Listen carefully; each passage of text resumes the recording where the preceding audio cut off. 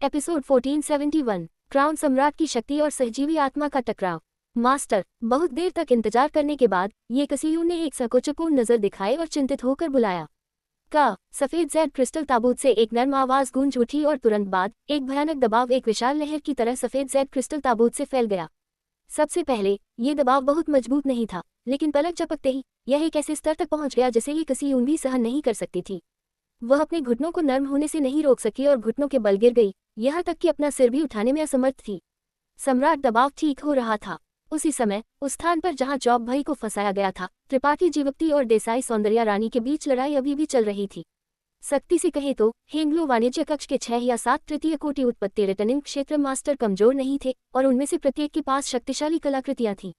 वे एक दूसरे से परिचित भी थे, इसलिए जब उन्होंने सहयोग किया तो वे असाधारण युद्ध प्रभावशीलता को प्रदर्शित करने में सक्षम थे। हालांकि त्रिपाठी जीवक्ति और देसाई सौंदर्या रानी भी मामूली लोग नहीं थे। उनमें से एक अपने स्तर से ऊपर लड़ने को एक सामान्य घटना मानता था और उसके पास कई बाहरी शक्तियां थीं। दूसरे ने संयोग से दिव्य चंद्र दानव मकड़ी की स्रोत शक्ति को निगल लिया था, इसलिए उसे सामान्य ज्ञान से आंका नहीं जा सकता था। जैसे भले ही हेंग्लो वाणिज्य कक्ष को संख्यात्मक लाभ था, वे त्रिपाठी जीवक्ति और देसाई सौंदर्या रानी को कुछ भी करने में असमर्थ थे। पहले उन्हें डर था कि वे त्रिपाठी जीवक्ति और देसाई सौंदर्या रानी को चोट पहुंचाएंगे, इसलिए वे पीछे हट गए। लेकिन जैसे ही उन्होंने लड़ाई लड़ी, उन्हें एहसास हुआ कि अगर वे पीछे हट गए तो वे हार मानने वाले हो सकते हैं। जैसे उन्होंने अपना सर्वश्रेष्ठ प्रदर्शन किया, लेकिन फिर भी वे कोई फायदा उठाने में असमर्थ थे। पूरा महल एक गड़बड़ी में था, जिसमें विभिन्न मार्शल कौशल और कलाकृतियां चकाचौंध करने वाली रोशनी के साथ फूट रही थी। आसपास की विश्व ऊर्जा उत्तेजित हो गई थी और यहाँ तक कि शिल्पकला का मार्ग वाली पत्थर की गोली को भी बख्शा नहीं गया था। हालांकि त्रिपाठी जीवक्ति ने लड़ाई के दौरान अपनी सीमा से बचने की पूरी कोशिश की थी, लेकिन दूसरों को यह नहीं पता था कि इस क्षण में पत्थर की गोली दरारों से ढकी हुई थी, जैसे कि वह किसी भी क्षण टूट जाएगी। इससे त्रिपाठी जीवक्ति को बहुत पछतावा हुआ। किसी भी मामले में इस पत्थर की गोली में शिल्पकला का मार्ग व्यापक और गहन था, इसलिए इसे एक खजाना माना जा सकता था। चीजों के इस बिंदु तक पहुंचने के साथ त्रिपाठी जीवक्ति कुछ भी नहीं कर सका। त्रिपाठी जीवक्ति, इस युवा मास्टर के सामने आत्मसमर्पण करने में तुम्हारे लिए बहुत देर नहीं हुई है, अन्यथा ये युवा मास्टर तुम्हें बाकी की जिंदगी के लिए पछतावा कराएगा। शुएयू ने देखा कि स्थिति गतिरोध में थी और चिल्लाने में मदद नहीं कर सकी। तुम्हारे सपनों में, त्रिपाठी जीवक्ति ने दिल खोलकर हंसा और इसके बारे में सोचे बिना ही इनकार कर दिया। तुमने मुझे ऐसा करने के लिए मजबूर किया। शुएयू ने अपने दांत पीस लिए और खुद को मजबूत किया, जल्दी से हाथ की मोहरों की एक श्रृंखला बनाई। जैसे ही उसके आंदोलन बदल गए, पास की विश्व ऊर्जा भी बहना शुरू हो गई। 3 दाढ़ी वाले बूढ़े आदमी और सुंदर महिला जो त्रिपाठी जीवक्ति और देसाई सौंदर्या रानी से लड़ रहे थे, सभी फीके पड़ गए, जैसे कि वे जानते थे कि शुएयू किसी तरह की गुप्त तकनीक का उपयोग करने वाला था। उनमें से प्रत्येक ने बहाना किया और खुद और अपने विरोधियों के बीच कुछ दूरी खोल दी। जब वे त्रिपाठी जीवक्ति और देसाई सौंदर्या रानी को फिर से देखने के लिए मुड़े, तो उनके चेहरे पर दुर्भावनापूर्ण आनंद की एक नजर दिखाई दी।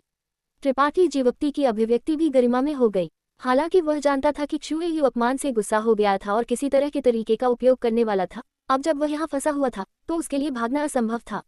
उसका एकमात्र विकल्प विरोध करना था। उसे विश्वास नहीं था कि शुएयू वास्तव में एक दिव्य कौशल प्रदर्शित कर सकता है जो उसे एक ही झटके में मार सकता है। इससे भी अधिक, इस महिला की आंखों में कोई हत्यारा इरादा नहीं था। स्पष्ट रूप से वह केवल उसे थोड़ा दर्द देना चाहती थी। जैसे ही ये विचार उसके दिमाग में चमके, त्रिपाठी जीवक्ति ने खुद का बचाव करने की तैयारी की। उस क्षण शुएयू ने एक कम चीख निकाली और आसपास की विश्व ऊर्जा पागल होकर उसके शरीर में डाल दी गई। अगले ही पल एक अजीब राक्षस पशु प्रेत अचानक उसके सिर के ऊपर दिखाई दिया। इस राक्षस पशु का शरीर मोटी काली बालों से ढका हुआ था, उसकी आंखें चमकीली और भेदी थीं और उसके माथे पर एक एकल सींग था, जिससे उसे एक शक्तिशाली उपस्थिति मिली।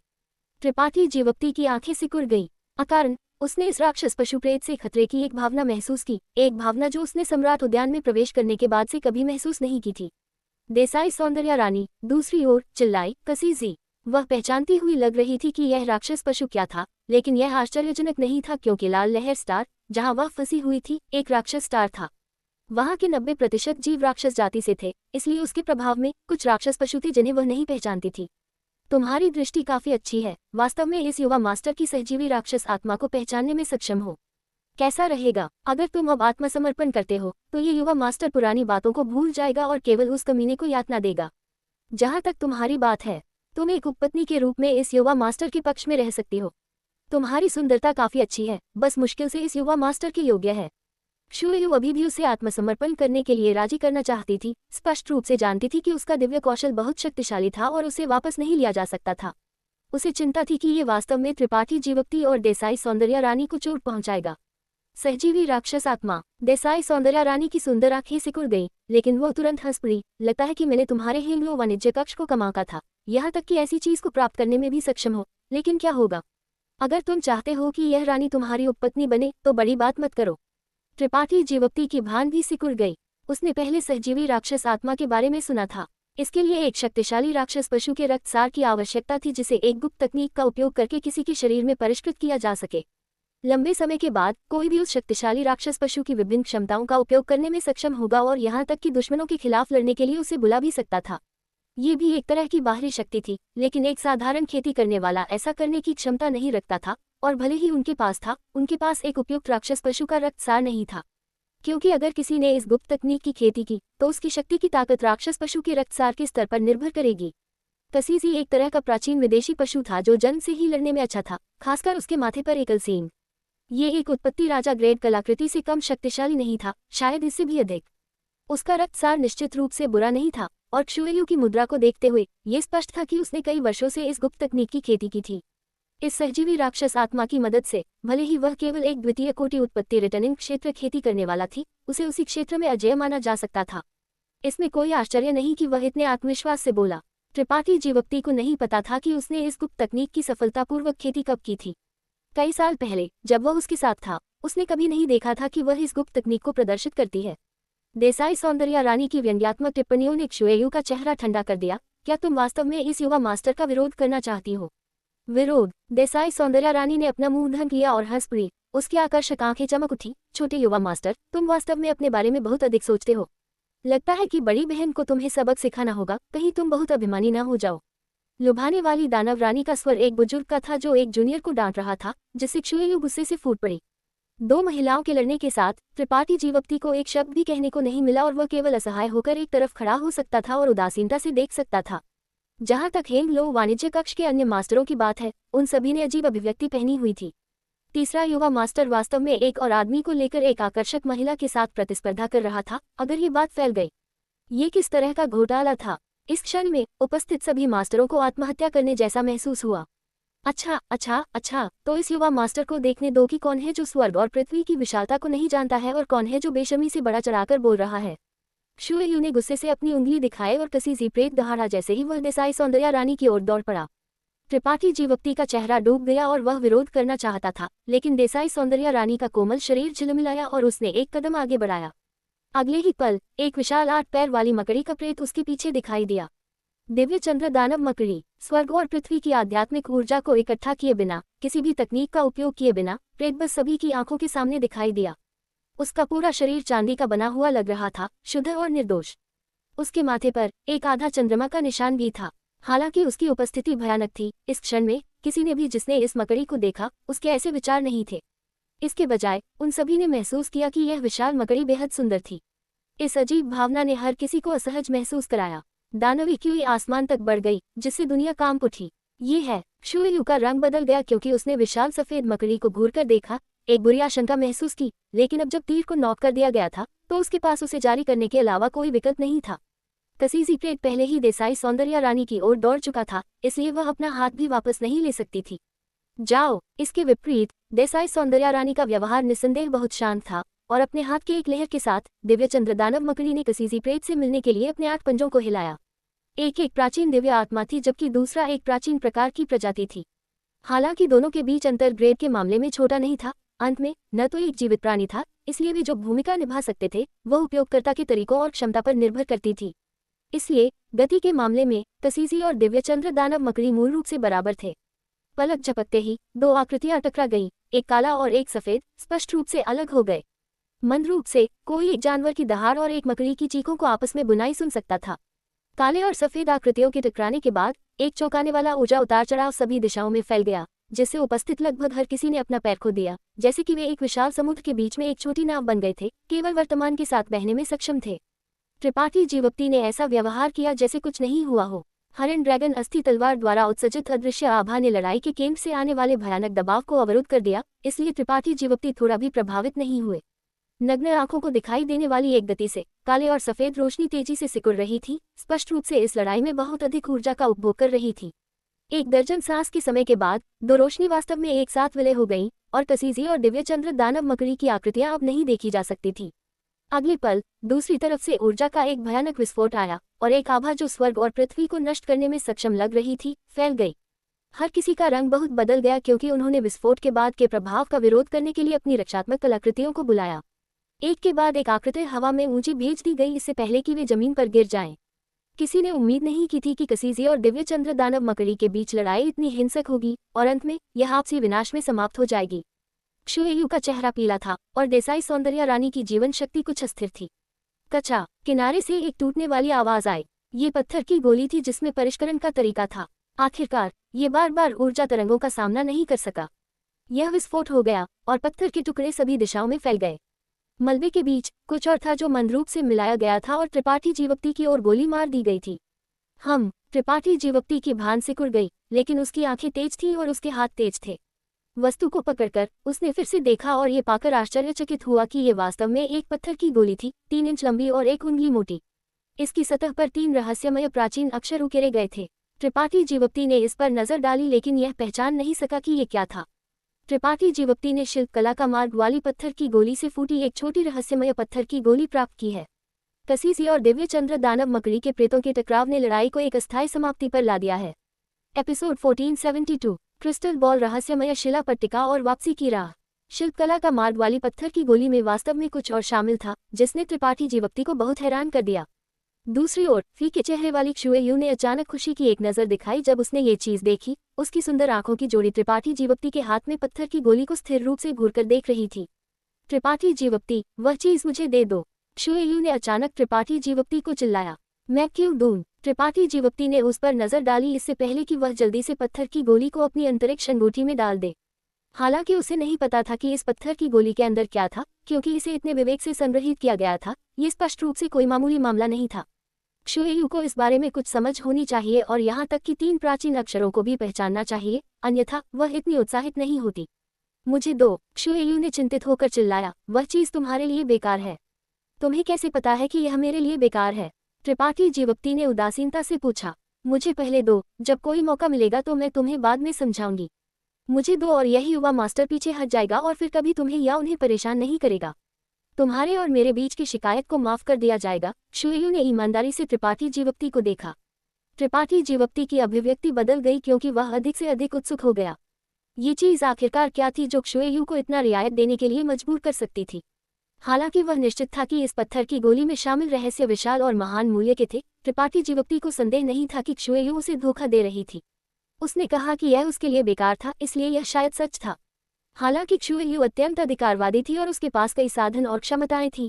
वह एक ऐसी व्यक्ति नहीं थी जिसे झूठ बोलना पसंद था क्योंकि उसके पास खुद के बारे में एक बहुत उच्च राय थी। ऐसी व्यक्ति दूसरों को धोखा देने से घृणा करती थी। इस बिंदु पर त्रिपाठी जीवप्ती ने अपने फैसले में विश्वास किया। पूरी ईमानदारी से क्षुएयु के वादे के बदले में एक पत्थर की गोली का आदान प्रदान एक नुकसान नहीं था। त्रिपाठी जीवप्ती की अभिव्यक्ति को बदलते देखकर क्षुएयु ने जल्दी से गर्म लोहे पर वार किया। इस युवा मास्टर के शब्दों को वापस नहीं लिया जा सकता है। तुम्हें किसी भी बात पर संदेह करने की जरूरत नहीं है। यहाँ हर कोई गवाही दे सकता है। क्या मैं पूछ सकता हूँ कि यह चीज किस लिए है? त्रिपाठी जीवप्ती ने अपना सिर झुकाकर उसकी ओर देखा। क्षुएयु के चेहरे पर एक शर्मिंदगी की नजर दिखाई दी और थोड़ी देर बाद उसने धीरे से अपने लाल होंठ खोले और चुपचाप उसे एक संदेश भेजा। मैं तुम्हें ठीक से नहीं बता सकती कि यह किस लिए उपयोग किया जाता है, लेकिन मैं तुम्हें बता सकती हूँ कि यह न केवल तुम्हारे लिए बेकार है, यह मेरे लिए भी बेकार है और यह सम्राट उद्यान में सभी खेती करने वालों के लिए बेकार है। त्रिपाठी जीवप्ती की आंखें सिकुड़ गईं। हालांकि क्षुएयु ने इसे सीधे नहीं कहा, उसके शब्द सोचने के लिए पर्याप्त थे। सम्राट उद्यान में प्रवेश करने वाले अधिकांश खेती करने वाले उत्पत्ति रिटर्निंग क्षेत्र मास्टर थे और उनमें तृतीय कोटि मास्टरों की कमी नहीं थी, इसलिए एक ही व्याख्या थी कि ये पत्थर टोकन उनके किसी काम का नहीं था। केवल एक उत्पत्ति राजा क्षेत्र मास्टर ही इस पत्थर टोकन का उपयोग कर सकता था। कोई आश्चर्य नहीं कि क्षुएयु इस तरह का वादा करने के लिए तैयार थी। किसी ऐसी चीज का मूल्य जिसका केवल एक उत्पत्ति राजा क्षेत्र मास्टर ही उपयोग कर सकता था, बिल्कुल अमापनीय था। लेकिन त्रिपाठी जीवप्ती ने अभी अभी उत्पत्ति रिटर्निंग क्षेत्र में प्रवेश किया था और उत्पत्ति राजा क्षेत्र से अभी भी बहुत दूर था। इससे भी अधिक उसके हाथों में कई खजाने थे, इसलिए उसे इस पत्थर टोकन में छिपे रहस्यों में रुचि नहीं हो सकती थी। ये सब सोचकर त्रिपाठी जीवप्ती के दिल में एक योजना थी और उसने क्षुएयु की ओर देखा। क्या मैं तुम्हारे शब्दों पर विश्वास कर सकता हूँ? हाँ, क्षुएयु ने गंभीरता से कहा। अच्छा, मुझे उम्मीद है कि तुम अपना वादा निभाओगी। त्रिपाठी जीवप्ती ने धीरे से सिर हिलाया और पत्थर टोकन को क्षुएयू की ओर फेंकने वाला ही था जब एक अचानक बदलाव हुआ।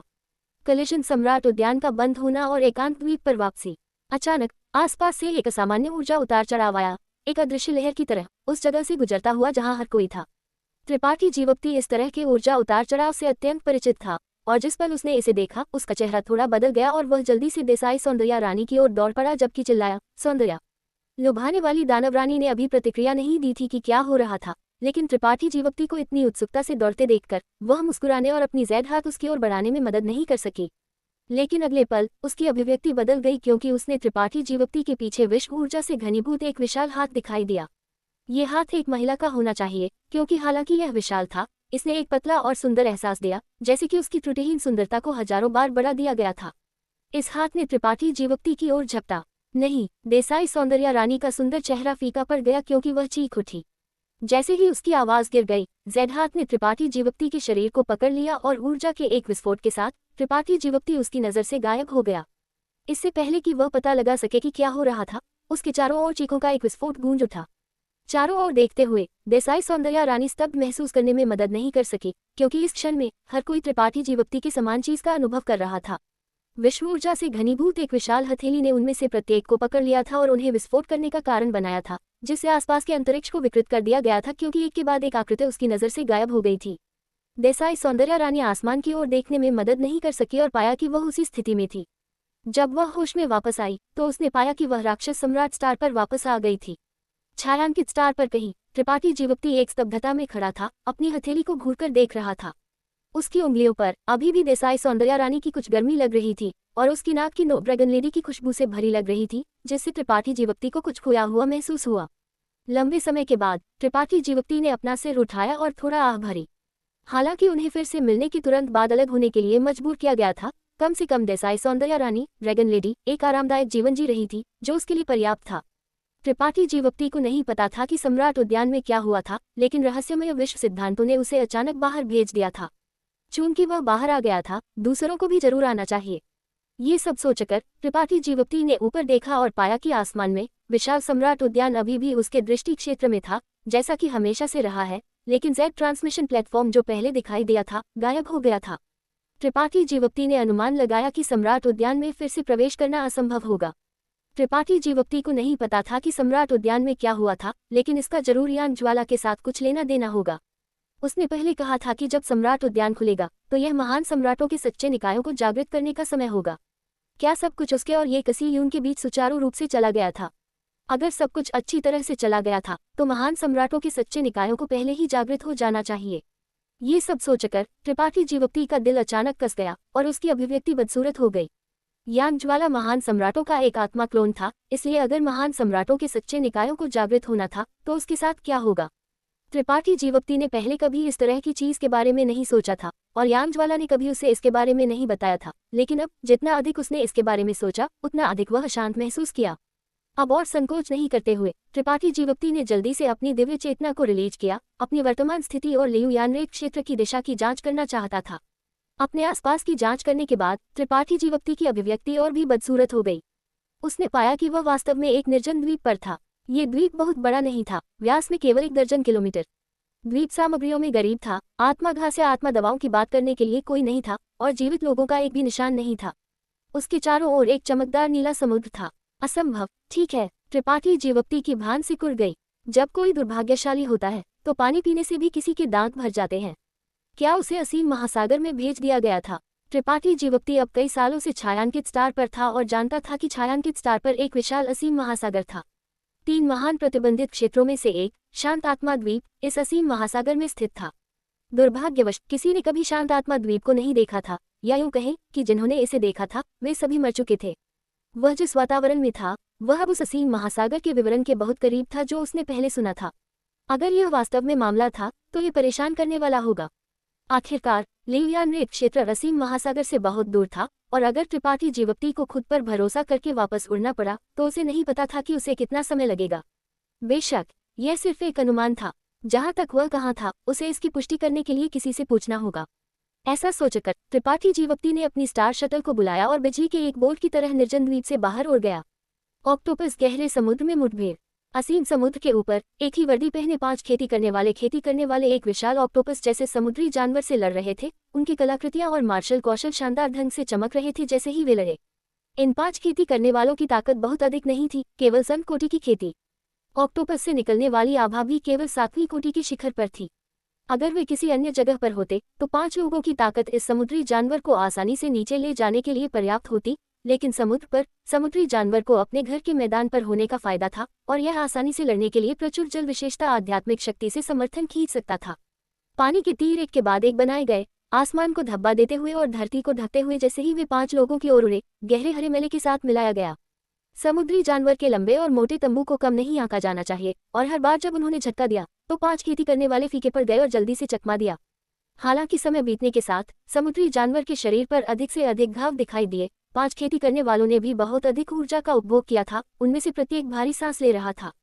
एक अगरबत्ती के जलने में लगने वाले समय के बाद अचानक एक तेज चीख गूंज उठी। यह एक हरे रंग के लिबादे में एक महिला से आया था। वह और उसके साथी शिष्य केवल गहन आंखों वाली स्याही ऑक्टोपस को मारने पर ध्यान केंद्रित कर रहे थे, लेकिन किसी समय में आसपास का अंतरिक्ष पहले ही एक घने कोहरे से घिर चुका था। ये स्पष्ट रूप से गहन आंखों वाली स्याही ऑक्टोपस द्वारा उत्सर्जित गंदी आभा थी। यह कोहरा न केवल किसी की दिव्य चेतना के प्रवेश को बाधित करता था, बल्कि कलाकृतियों की विश्व ऊर्जा और एक खेती करने वाले के शरीर में संत की हुई के संचलन को भी नुकसान पहुंचाता था। इस महिला की खेती सबसे कम थी, इसलिए वह सबसे पहले प्रभावित हुई। जिस पल उसने देखा कि उसकी संत की हुई सुचारू रूप से नहीं बह रही थी, गहन आंखों वाली स्याही ऑक्टोपस के तंबू में से एक उसकी ओर उड़ गया। महिला का सुंदर चेहरा फीका पड़ गया क्योंकि उसने खुद का बचाव करने की कोशिश की, लेकिन ऐसा करने में शक्तिहीन थी। तंबू को उसके करीब और करीब आते देखकर वह चीखने में मदद नहीं कर सकी, ये सोचकर कि वह इस बार बर्बाद हो गई थी। अन्य 4 खेती करने वालों की अभिव्यक्ति भी तेजी से बदल गई, लेकिन ऐसी स्थिति के सामने उनकी मदद करने के लिए कुछ भी नहीं था। उन सभी ने उसकी ओर घूरकर देखा, ये चाहते हुए कि वे 2 समूहों में विभाजित हो सके। लेकिन उस क्षण एक सुनहरी रोशनी अचानक उनके सामने दिखाई दी। ये सुनहरी रोशनी बहुत कमजोर लग रही थी, लेकिन यह सूरज की तरह चकाचौंध कर रही थी, गहरे हरे कोहरे को फैला रही थी जिसने दुनिया को ढक लिया था। एक नर्म आवाज के साथ गहन आंखों वाली स्याही ऑक्टोपस के तंबू, जिससे 5 खेती करने वालों के पास निपटने का कोई रास्ता नहीं था, कट गए और गहरा हरा खून फूट पड़ा। समुद्री जानवर ने एक फुफकार निकाली। दर्द के तहत उसके अनगिनत तंबू एक अव्यवस्थित तरीके से हिल गए, विशाल चाबुक की तरह आसपास के समुद्र को अराजकता में उत्तेजित करते हुए। सुनहरी रोशनी फिर से दिखाई दी और एक ची आवाज के साथ गहन आंखों वाली स्याही ऑक्टोपस के सभी तंबू कट गए और दूरी में उड़ गए। हरे खून ने तुरंत समुद्र को ओवरफ्लो कर दिया। त्रिपाठी जीवप्ती असीम महासागर के पास वापस आ गए हैं और अब एक विपत्ति में खेती करने वालों को बचाने के लिए दिखाई दिए हैं। छोटी पत्थर पट्टिका का रहस्य अभी भी अनसुलझा है, लेकिन इसका मूल्य अमापनीय हो सकता है। एपिसोड 1473 कुकिंग नाइफ पवन से आगमन और असीम महासागर की पुष्टि।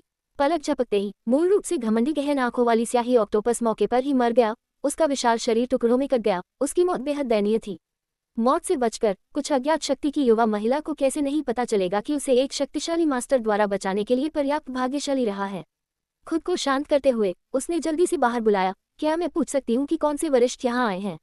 स्वर्गीय गहन संप्रदाय की श्याओ लुओ अपनी जान बचाने के लिए वरिष्ठ को धन्यवाद देती है।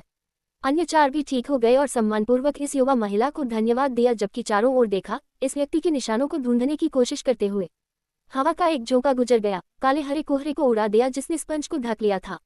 ज्यादा दूर नहीं, एक हट्टा कट्टा युवक अपने चेहरे पर एक अजीब अभिव्यक्ति के साथ खड़ा था।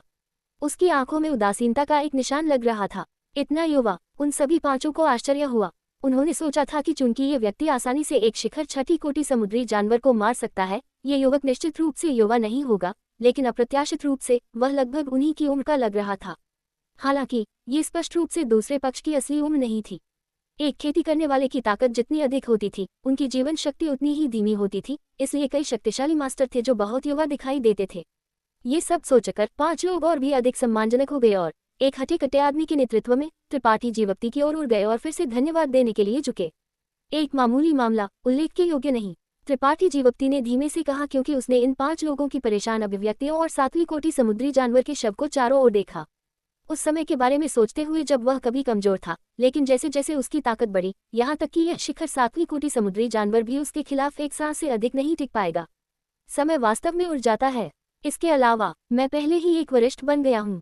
त्रिपाठी जीवप्ती को अचानक हंसी आने लगी। जैसे ही उसके विचार बदल गए, उसने देखा कि इन 5 लोगों की अभिव्यक्ति बहुत सतर्क थी। ये जानते हुए कि वे किस बात से डर रहे थे, त्रिपाठी जीवप्ती ने कोई समय बर्बाद नहीं किया और बस पूछा, क्या यह असीम महासागर है? 5 लोगों ने एक दूसरे को थोड़ी देर के लिए देखा। इससे पहले कि नेतृत्व करने वाले आदमी ने सिर हिलाया और कहा, वरिष्ठ को रिपोर्ट करना, ये वास्तव में असीम महासागर है। निश्चित रूप से त्रिपाठी जीवप्ती का चेहरा डूब गया। हालांकि उसने इतना ही अनुमान लगाया था, उसने उम्मीद नहीं की थी कि उसे सम्राट उद्यान छोड़ने के बाद वास्तव में असीम महासागर में भेज दिया जाएगा। क्या वरिष्ठ भीतरी इलाके से आए हैं? श्याओ लुओ नाम की महिला ने अचानक पूछा।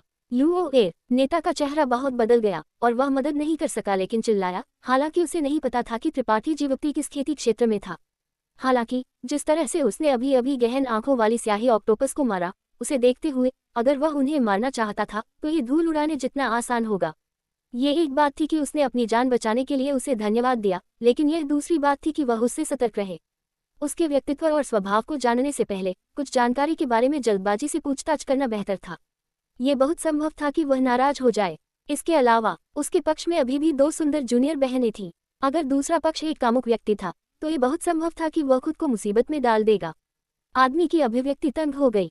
उसने त्रिपाठी जीवप्ती की ओर देखा और पाया कि वह गुस्से में नहीं लग रहा था। इसके बजाय वह दिलचस्पी से अपनी जूनियर बहन को देख रहा था।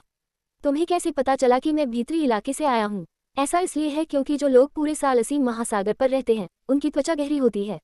इसके अलावा उनके शरीरों पर एक अद्वितीय पानी का वाष्प होता है। वरिष्ठ, तुम्हारे पास वह नहीं है। शाओ लुओ नाम की लड़की बहुत उदार थी। तो ऐसा है। त्रिपाठी जीवप्ती धीरे से मुस्कुराया और उन्हें थोड़ा आंका। उसने पाया कि यह वास्तव में वैसा ही था जैसा उसने कहा था। इन 5 लोगों में सभी में एक अद्वितीय पानी का वाष्प था। ये बहुत हल्का था और अगर किसी ने उन्हें ध्यान से जांचा नहीं तो वे इसका पता नहीं लगा पाएंगे। इसके अलावा उनकी त्वचा वास्तव में भीतरी इलाके के लोगों की तुलना में गहरी थी। इशारा किए जाने पर त्रिपाठी जीवप्ती का इनकार करने का कोई इरादा नहीं था। इसके बजाय उसने सिर हिलाया और कहा, ये सही है, मैं भीतरी इलाके से आया हूँ, लेकिन मैं यहाँ खो गया हूँ। क्या तुम जानते हो कि भीतरी इलाके में वापस जाने के लिए किस दिशा में जाना है? कितना समय लगेगा? आधा कप चाय के समय के बाद त्रिपाठी जीवप्ती ने अपनी स्टार शटल को बुलाया और एक निश्चित दिशा में उड़ गया। इन 5 स्वर्गीय गहन संप्रदाय शिष्यों से पूछताछ करने के बाद त्रिपाठी जीवप्ती ने पाया कि उसका भाग्य इतना बुरा नहीं था कि यह किसी के बाल खड़े कर देगा। यह अभी भी असीम महासागर का बाहरी समुद्र था, भीतरी समुद्र नहीं, इसलिए वह भीतरी इलाके से बहुत दूर नहीं था। उसे भीतरी इलाके तक पहुंचने में केवल 3 से 5 दिन लगेंगे। हालांकि प्रवाह रहित भूमि तक वापस उड़ना कुछ अवास्तविक था। आखिरकार दूरी बहुत दूर थी। अगर वह अकेले उड़ता तो इसमें कम से कम आधा साल लगता। त्रिपाठी जीवप्ती को सड़क पर इतना समय बिताने में कोई रुचि नहीं थी। जैसे उसने एक शहर ढूंढने और अपनी अंतरिक्ष सरणी का उपयोग करने की योजना बनाई। सौभाग्य से असीम महासागर से ज्यादा दूर नहीं, एक समुद्र सामने शहर नाम का एक शहर था जिसे भीतरी इलाके और असीम महासागर के बीच का जंक्शन माना जाता था। कई खेती करने वाले आते जाते थे, इसलिए शहर की अंतरिक्ष सरणी भी जनता के लिए खुली थी, लेकिन इसमें बहुत सारे संत क्रिस्टल खर्च होते थे। हर बार जब इसे उपयोग किया जाता था तो लागत दूरी के आधार पर अलग होगी। सबसे सस्ता 10,000 संत क्रिस्टल से 3 लाख संत क्रिस्टल तक खर्च होता था। इस तरह की कीमत एक साधारण खेती करने वाले के लिए सहन करना मुश्किल था, लेकिन त्रिपाठी जीवप्ती के लिए ये कुछ भी नहीं था। 5 दिनों के बाद त्रिपाठी जीवप्ती समुद्र सामने शहर पहुंच गया। ये शहर छोटा नहीं था, स्वर्गीय भाग्य शहर के आकार से 2 गुना से अधिक। खेती करने वाले नदी पार करते हुए काप की तरह आते जाते थे, कंधे से कंधा मिलाकर धक्का मुक्की करते हुए। आखिरकार, हालांकि भीतरी इलाका और अंतहीन समुद्र दोनों छायांकित स्टार का हिस्सा थे, क्षेत्र में अंतर के कारण अलग अलग उत्पाद थे। कई खेती संसाधन जो भीतरी इलाके में नहीं मिल सकते थे वे अंतहीन समुद्र में आसानी से मिल सकते थे, और उसी कारण से कई संसाधन जो अंतहीन समुद्र में नहीं मिल सकते थे वे अंतहीन समुद्र में मिल सकते थे। समुद्र सामने शहर ऐसे जंक्शन के रूप में आसपास के लाखों किलोमीटर त्रिज्या में सबसे प्रसिद्ध वाणिज्यिक शहर बन गया था। त्रिपाठी जीवप्ती का यहाँ ज्यादा देर तक रहने का कोई मन नहीं था, इसलिए कुछ पूछताछ के बाद उसने अंतरिक्ष सरणी का स्थान सीखा और दौड़ पड़ा। समुद्र सामने शहर की सड़कें अत्यंत विशाल थीं, जो एक साथ कई 4 घोड़ों की गाड़ियों को समायोजित करने के लिए पर्याप्त थी, और सड़क के दोनों किनारों पर दुकानों की पंक्तियां एक चकाचौंध दृश्य थीं। जैसे ही त्रिपाठी जीवप्ती अपने गंतव्य की ओर दौड़ रहा था, एक जोरदार आवाज अचानक उसके कानों तक पहुंची। तुम सस्ती वेश्या, तुम सिर्फ 2000 संत क्रिस्टल के साथ 100 आत्मा गोली खरीदना चाहती हो।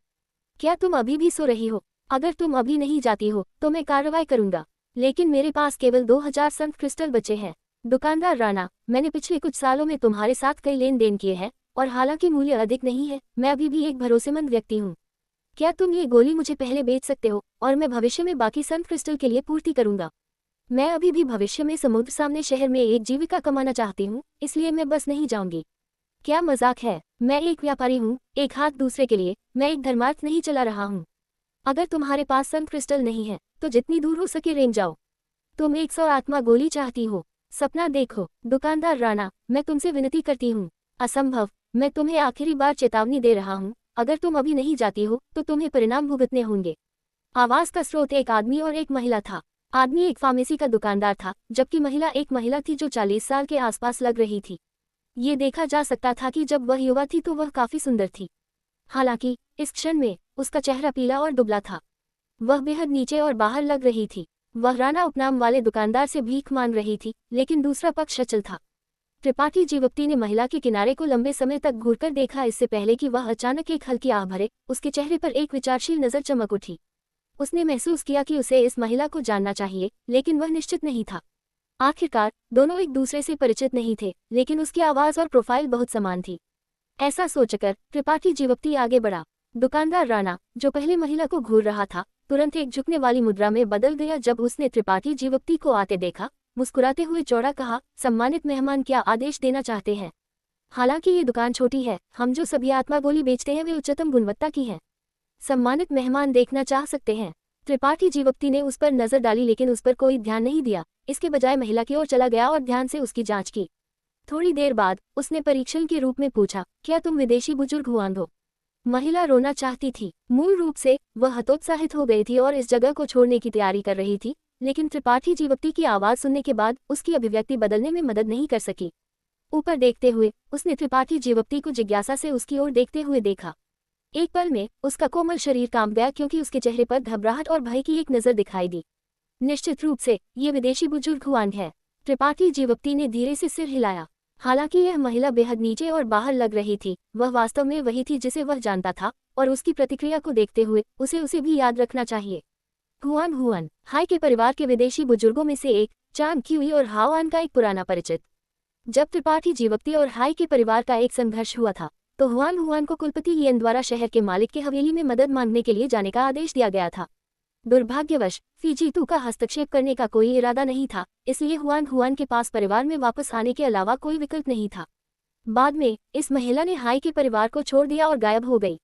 त्रिपाठी जीवप्ती ने इस महिला के बारे में भी चांग क्यूई और हाओआन से सुना था, इसलिए उसे उसकी कुछ छाप थी। वह जानता था कि वह ये और दूसरों के साथ दुश्मन बनने के लिए तैयार नहीं थी, इसलिए उसने बिना किसी झिझक के हाई के परिवार को छोड़ दिया था। उसका वुई के साथ एक अच्छा व्यक्तिगत संबंध था, और चांग क्यूई और हाओआन ने अक्सर सालों से अपने पुराने दोस्तों के बारे में बात की थी। हुआन हुआन वह थी जिसका उन्होंने सबसे अधिक उल्लेख किया था। त्रिपाठी जीवप्ती को नहीं पता था कि वह समुद्र किनारे शहर क्यों आई थी और वह इतनी नाखुश क्यों रह रही थी। हालांकि यह आश्चर्यजनक नहीं था, क्योंकि वह केवल एक तृतीय कोटि संत राजा थी। इस तरह की खेती को हाई के परिवार में अच्छा माना जाता था, लेकिन छायांकित स्टार पर यह कुछ भी नहीं था।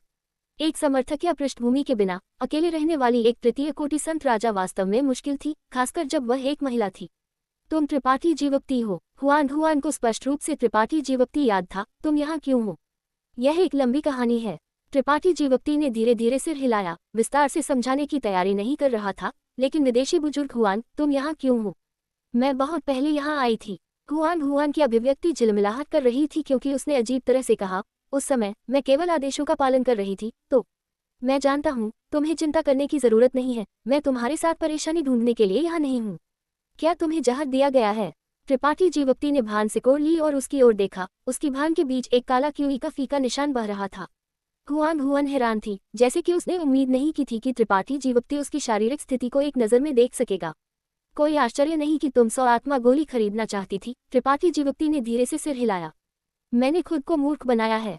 हुआन हुआन का चेहरा शर्मिंदगी से भरा हुआ था। आखिरकार इस तरह देखे जाना थोड़ा शर्मनाक था। त्रिपाठी जीवप्ती ने एक पुराने परिचित हुआन हुआन को समुद्र सामने शहर में मुसीबत में पाया है, जो जहर से पीड़ित लगती है और गोली खरीदने के लिए संघर्ष कर रही है। वह अंतरिक्ष सरणी का उपयोग करके प्रवाह रेत भूमि पर वापस जाने की योजना बना रहा था। एपिसोड संख्या 1474।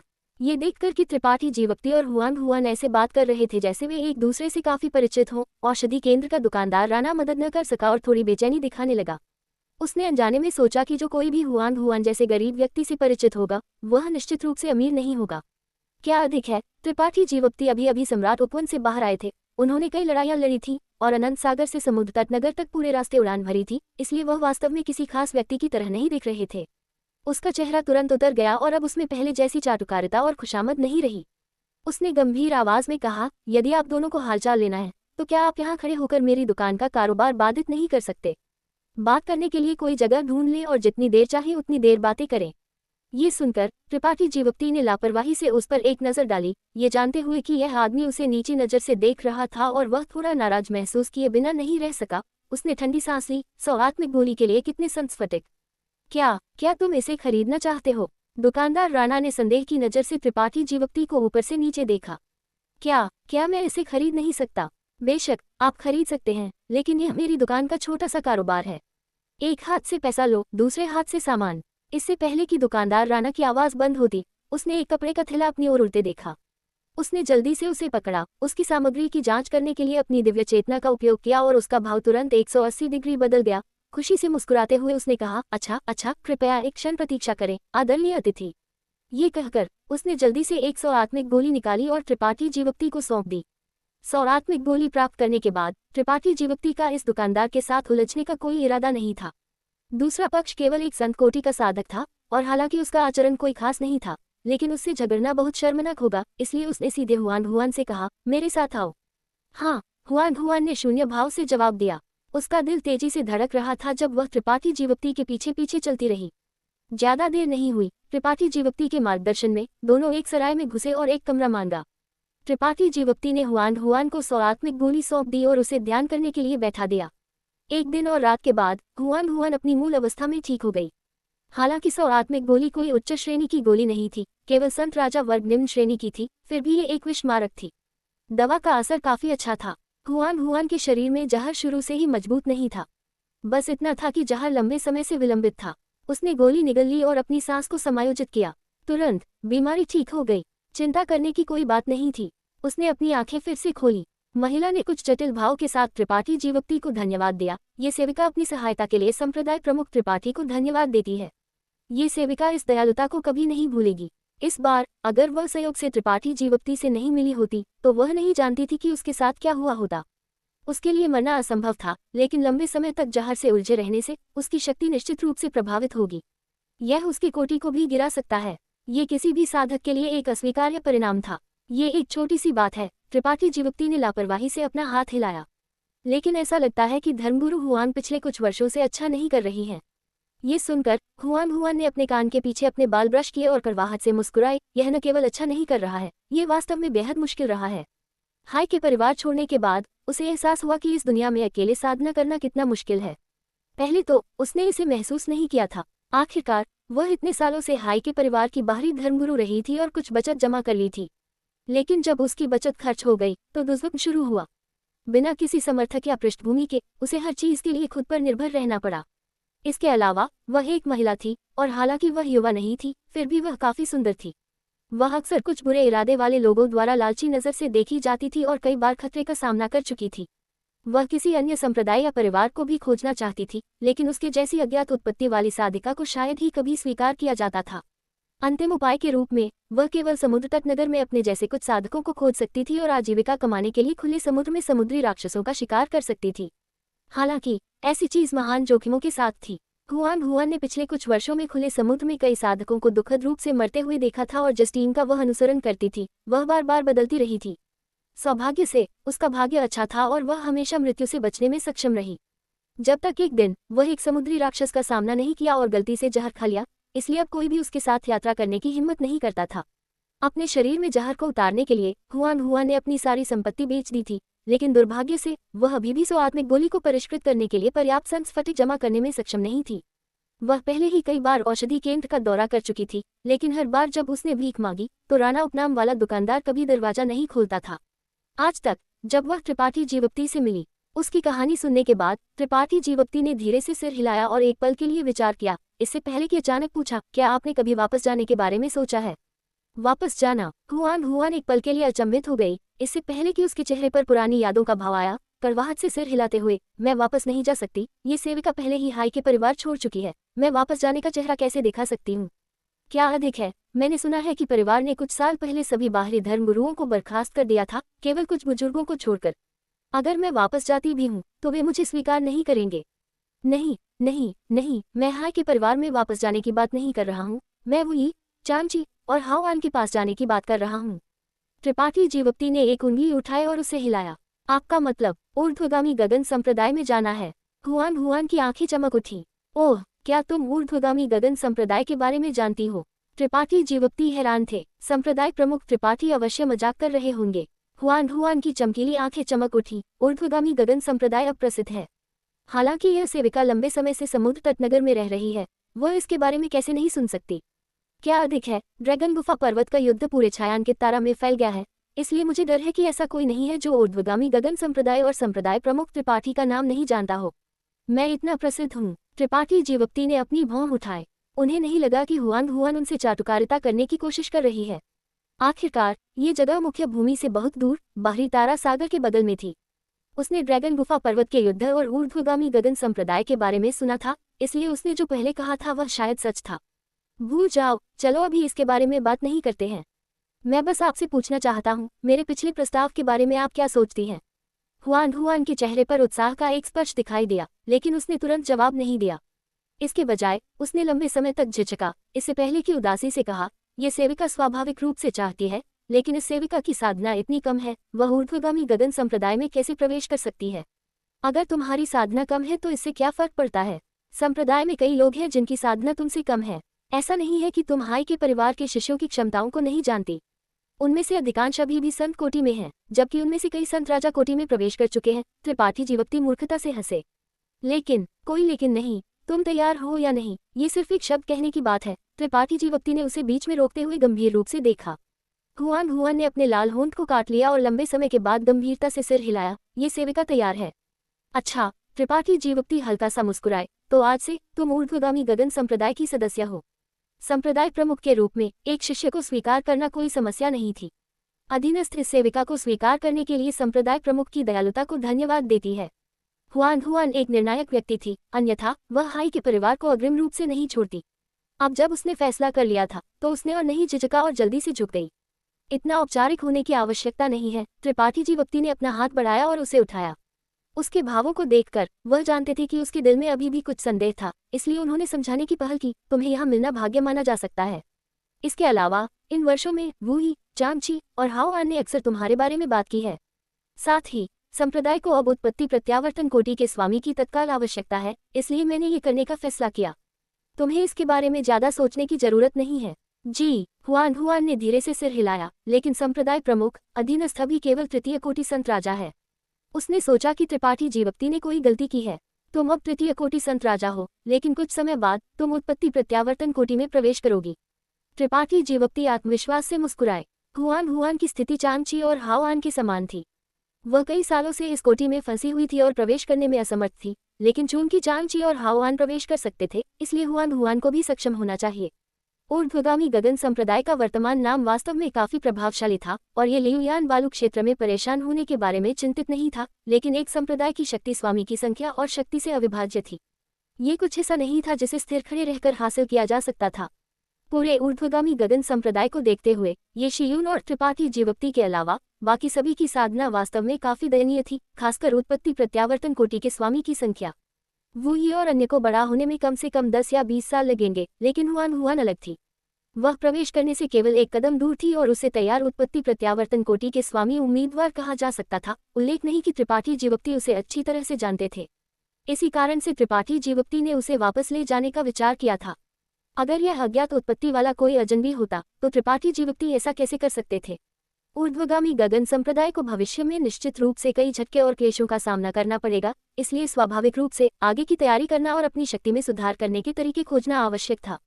क्या तुम्हारे पास यहाँ कुछ है जिसे तुम पैक करना चाहती हो? अगर नहीं तो मेरे साथ आओ, त्रिपाठी जीवप्ती ने उसे देखकर पूछा। मेरे पास कुछ नहीं है, लेकिन क्या? त्रिपाठी जीवप्ती ने आश्चर्य से उसे देखा। लेकिन एक और व्यक्ति है जिसे मैं अपने साथ ले जाना चाहती हूँ। अधीनस्थ पूरी ईमानदारी से संप्रदाय प्रमुख की अनुमति का अनुरोध करती है।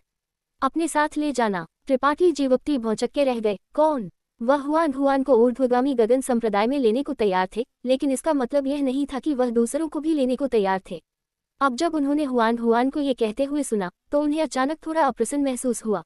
हुआन हुआन मदद न कर सकी और घबराहट का भाव दिखाया क्योंकि उसने सिर झुका लिया और कहा, कृपया अपना क्रोध शांत करें, संप्रदाय प्रमुख। क्या मैं संप्रदाय प्रमुख से अनुरोध कर सकती हूँ कि वह इस अधीनस्थ के साथ उस व्यक्ति से मिले और तब तक प्रतीक्षा करे जब तक आप उसे देख न लें, इससे पहले कि कोई निर्णय लें। त्रिपाठी जीवप्ती ने एक पल के लिए अपनी आंखें उस पर सक्रिय की, इससे पहले कि सिर हिलाया। ठीक है, रास्ता दिखाओ। बहुत धन्यवाद, संप्रदाय प्रमुख। हुआन हुआन बहुत खुश थी और जल्दी से रास्ता दिखाया। समुद्र तट नगर के एक कोने में, एक बहुत ही साधारण घर के सामने। इस तरह का घर समुद्र तट नगर में बहुत आम था, अत्यंत नीचा, और इसे एक साधारण निवास के रूप में भी वर्णित किया जा सकता था। हुआन हुआन ने त्रिपाठी जीवप्ती को इस जगह तक पहुंचाया, दरवाजे पर चली गई और धीरे से उस पर दस्तक दी, जाहिर तौर पर किसी तरह के गुप्त संकेत का उपयोग करते हुए, इससे पहले कि तुरंत दरवाजा खोलकर अंदर प्रवेश किया। त्रिपाठी जीवप्ती अंदर चले गए, अपना सिर घुमाया और आग भरे बिना नहीं रह सके। ये घर न केवल असामान्य रूप से छोटा था, यह अंधेरा और नम भी था, और लेआउट बेहद सरल था। न्यूनतम फर्नीचर के अलावा और कुछ नहीं था। क्या तुम इन सभी वर्षों से यहाँ रह रही हो? त्रिपाठी जीवप्ती भौंचक के रह गए, उनके दिल में गुस्सा बहुत कम हो गया। संप्रदाय प्रमुख को सूचित करते हुए, अधीनस्थ केवल पिछले 3 वर्षों से यहाँ रह रही है। हुआन हुआन अजीब तरह से मुस्कुराए। वह हाई के परिवार की बाहरी धर्मगुरु थी, और हालांकि हाई के परिवार बहुत शक्तिशाली नहीं था, कम से कम उसके पास एक आरामदायक निवास था जो उसके सामने के माहौल से लाखों गुना बेहतर था। एपिसोड संख्या 1475। गर्ल छोटी लिन यून। तुमने इन सब वर्षों में कड़ी मेहनत की है। त्रिपाठी जीवप्ती ने हल्की आह भरी। वह व्यक्ति कहाँ है जिसके बारे में तुम बात कर रही थी? उन्हें यहाँ कोई दिखाई नहीं दिया। वह यहाँ है। हुआन हुआन मुस्कुराए और अपने पीछे से एक छोटा सा आकार खींचकर लाई, नीचे बैठ गई और एक सुखद लहजे में कहा, यून आओ और संप्रदाय प्रमुख त्रिपाठी को नमस्ते कहो। त्रिपाठी जीवप्ती ने नीचे देखा और आश्चर्य का भाव दिखाए बिना नहीं रह सके। एक बच्चा। उन्हें सच में उम्मीद नहीं थी कि जिस व्यक्ति के बारे में हुआन हुआन बात कर रही थी, वह वास्तव में एक बच्चा था। उसके रूप को देखकर वह केवल 6 या 7 साल की थी, 3 फुट से भी कम ऊंचाई की थी। उसका आकार पतला था और उसका रंग पीला था। ये स्पष्ट था कि वह कुपोषित थी। जो कपड़े उसने पहने थे वे मोटे लिनन के थे, लेकिन वे बहुत साफ सुथरे थे, बिना किसी गंदगी या धूल के। उसके बाल अभी भी हल्के पीले थे और उसमें अभी भी बचपना था। हालांकि उसकी आंखें गोल और आत्मा से भरी हुई थी। ये हुआन हुआन का बच्चा नहीं था, क्योंकि दोनों की उपस्थिति में कोई समानता नहीं थी, और त्रिपाठी जीवप्ती की समझ के अनुसार हुआन हुआन ने कभी किसी बच्चे को जन्म नहीं दिया था। तो ये छोटी लड़की कहाँ से आई? छोटी लड़की थोड़ी शर्मीली और थोड़ी उत्सुक लग रही थी। हुआन हुआन के पीछे छिप रही थी, अपनी चौड़ी काली आंखों से त्रिपाठी जीवप्ती को घूर रही थी, लेकिन एक शब्द भी नहीं कह रही थी। हुआन हुआन ने उसे कुछ शब्द समझाए और उसे झुकने के लिए कहा, लेकिन वह अचल रही, बस लगातार अपना सिर हिला रही थी, थोड़ी सतर्कता के साथ त्रिपाठी जीवप्ती के चेहरे को देख रही थी। इस तरह की नजर ने त्रिपाठी जीवप्ती को भौंचक्का कर दिया। उनके दिल में अकथनीय रूप से खट्टापन आ गया। इस उम्र के बच्चे को कुछ भी नहीं पता होना चाहिए, लेकिन वो वास्तव में उससे सतर्क थी, जिसका मतलब था कि हो सकता है कि उसने पहले कुछ ऐसा सामना किया हो जिसने उसे घबरा दिया हो, इसलिए वह जंबियों के करीब आने की हिम्मत नहीं कर रही थी। कृपया उसे माफ करें, संप्रदाय प्रमुख। यून अभी भी छोटी है और शिष्टाचार नहीं समझती, कृपया उसे माफ करें। हुआन हुआन खड़ी हो गई और करवाहट भरी मुस्कान के साथ त्रिपाठी जीवप्ती को देखा। ठीक है, त्रिपाठी जीवप्ती ने धीरे धीरे सिर हिलाया, छोटी लड़की को अपनी दिव्य चेतना से घुमाते हुए और आश्चर्य में कहा, वह पहले ही प्रारंभिक तत्वकोटि के शिखर पर पहुंच चुकी है। क्या तुमने उसे सिखाया? हाँ, हुआन हुआन ने धीरे से सिर हिलाया। यून ने मुझे उसे सिखाने के लिए पीछा किया, इसलिए मैंने उसे थोड़ा सिखाया। बुरा नहीं, बुरा नहीं। त्रिपाठी जीवप्ती ने अनुमोदन का भाव दिखाया। इतनी कम उम्र में वह पहले ही प्रारंभिक तत्वकोटि के शिखर पर पहुंच चुकी थी। केंद्रीय राजधानी में इसे हासिल करना असंभव था, और हुआन हुआन के वित्तीय संसाधनों के साथ ये संभावना थी कि उसे एक अच्छा वातावरण और संसाधन प्रदान नहीं किए गए थे। दूसरे शब्दों में, इस छोटी लड़की की योग्यता काफी अच्छी थी। एक पल के लिए झिझक के बाद त्रिपाठी जीवप्ती ने दूरभाष के माध्यम से पूछा, उसके माता पिता कहाँ हैं? वह 3 साल पहले मर गया, हुआन हुआन ने एक उदास अभिव्यक्ति के साथ जवाब दिया। स्क्रॉल लिन यून की कहानी। थोड़ी देर बाद हुआन हुआन ने छोटी लड़की के मामले को संक्षेप में समझाया। छोटी लड़की का उपनाम लिन था और उसका पूरा नाम लिन यून था। उसके पिता मूल रूप से ऐसे व्यक्ति थे जो किसी भी संप्रदाय से संबंधित नहीं थे, और उसकी मां मूल रूप से सागर महल की एक महिला थी। सागर मंदिर असीम सागर पर एक महान शक्ति थी, और असीम सागर पर इसकी प्रतिष्ठा अंतर्देशीय स्वर्ग युद्ध संघ और मेघ ज्योति संप्रदाय के बराबर थी। लिन यून की मां का भी सागर मंदिर में कुछ दर्जा लगता था। मूल रूप से अपनी स्थिति के साथ, अगर वह एक पति चुनना चाहती थी तो उसके पास कई विकल्प होते, लेकिन प्यार एक अकथनीय चीज थी। लिन यून के पिता से मिलने के बाद लिन यून की मां को उससे प्यार हो गया। दोनों एक दूसरे के प्यार में पड़ गए और जल्द ही शादी करने का फैसला किया।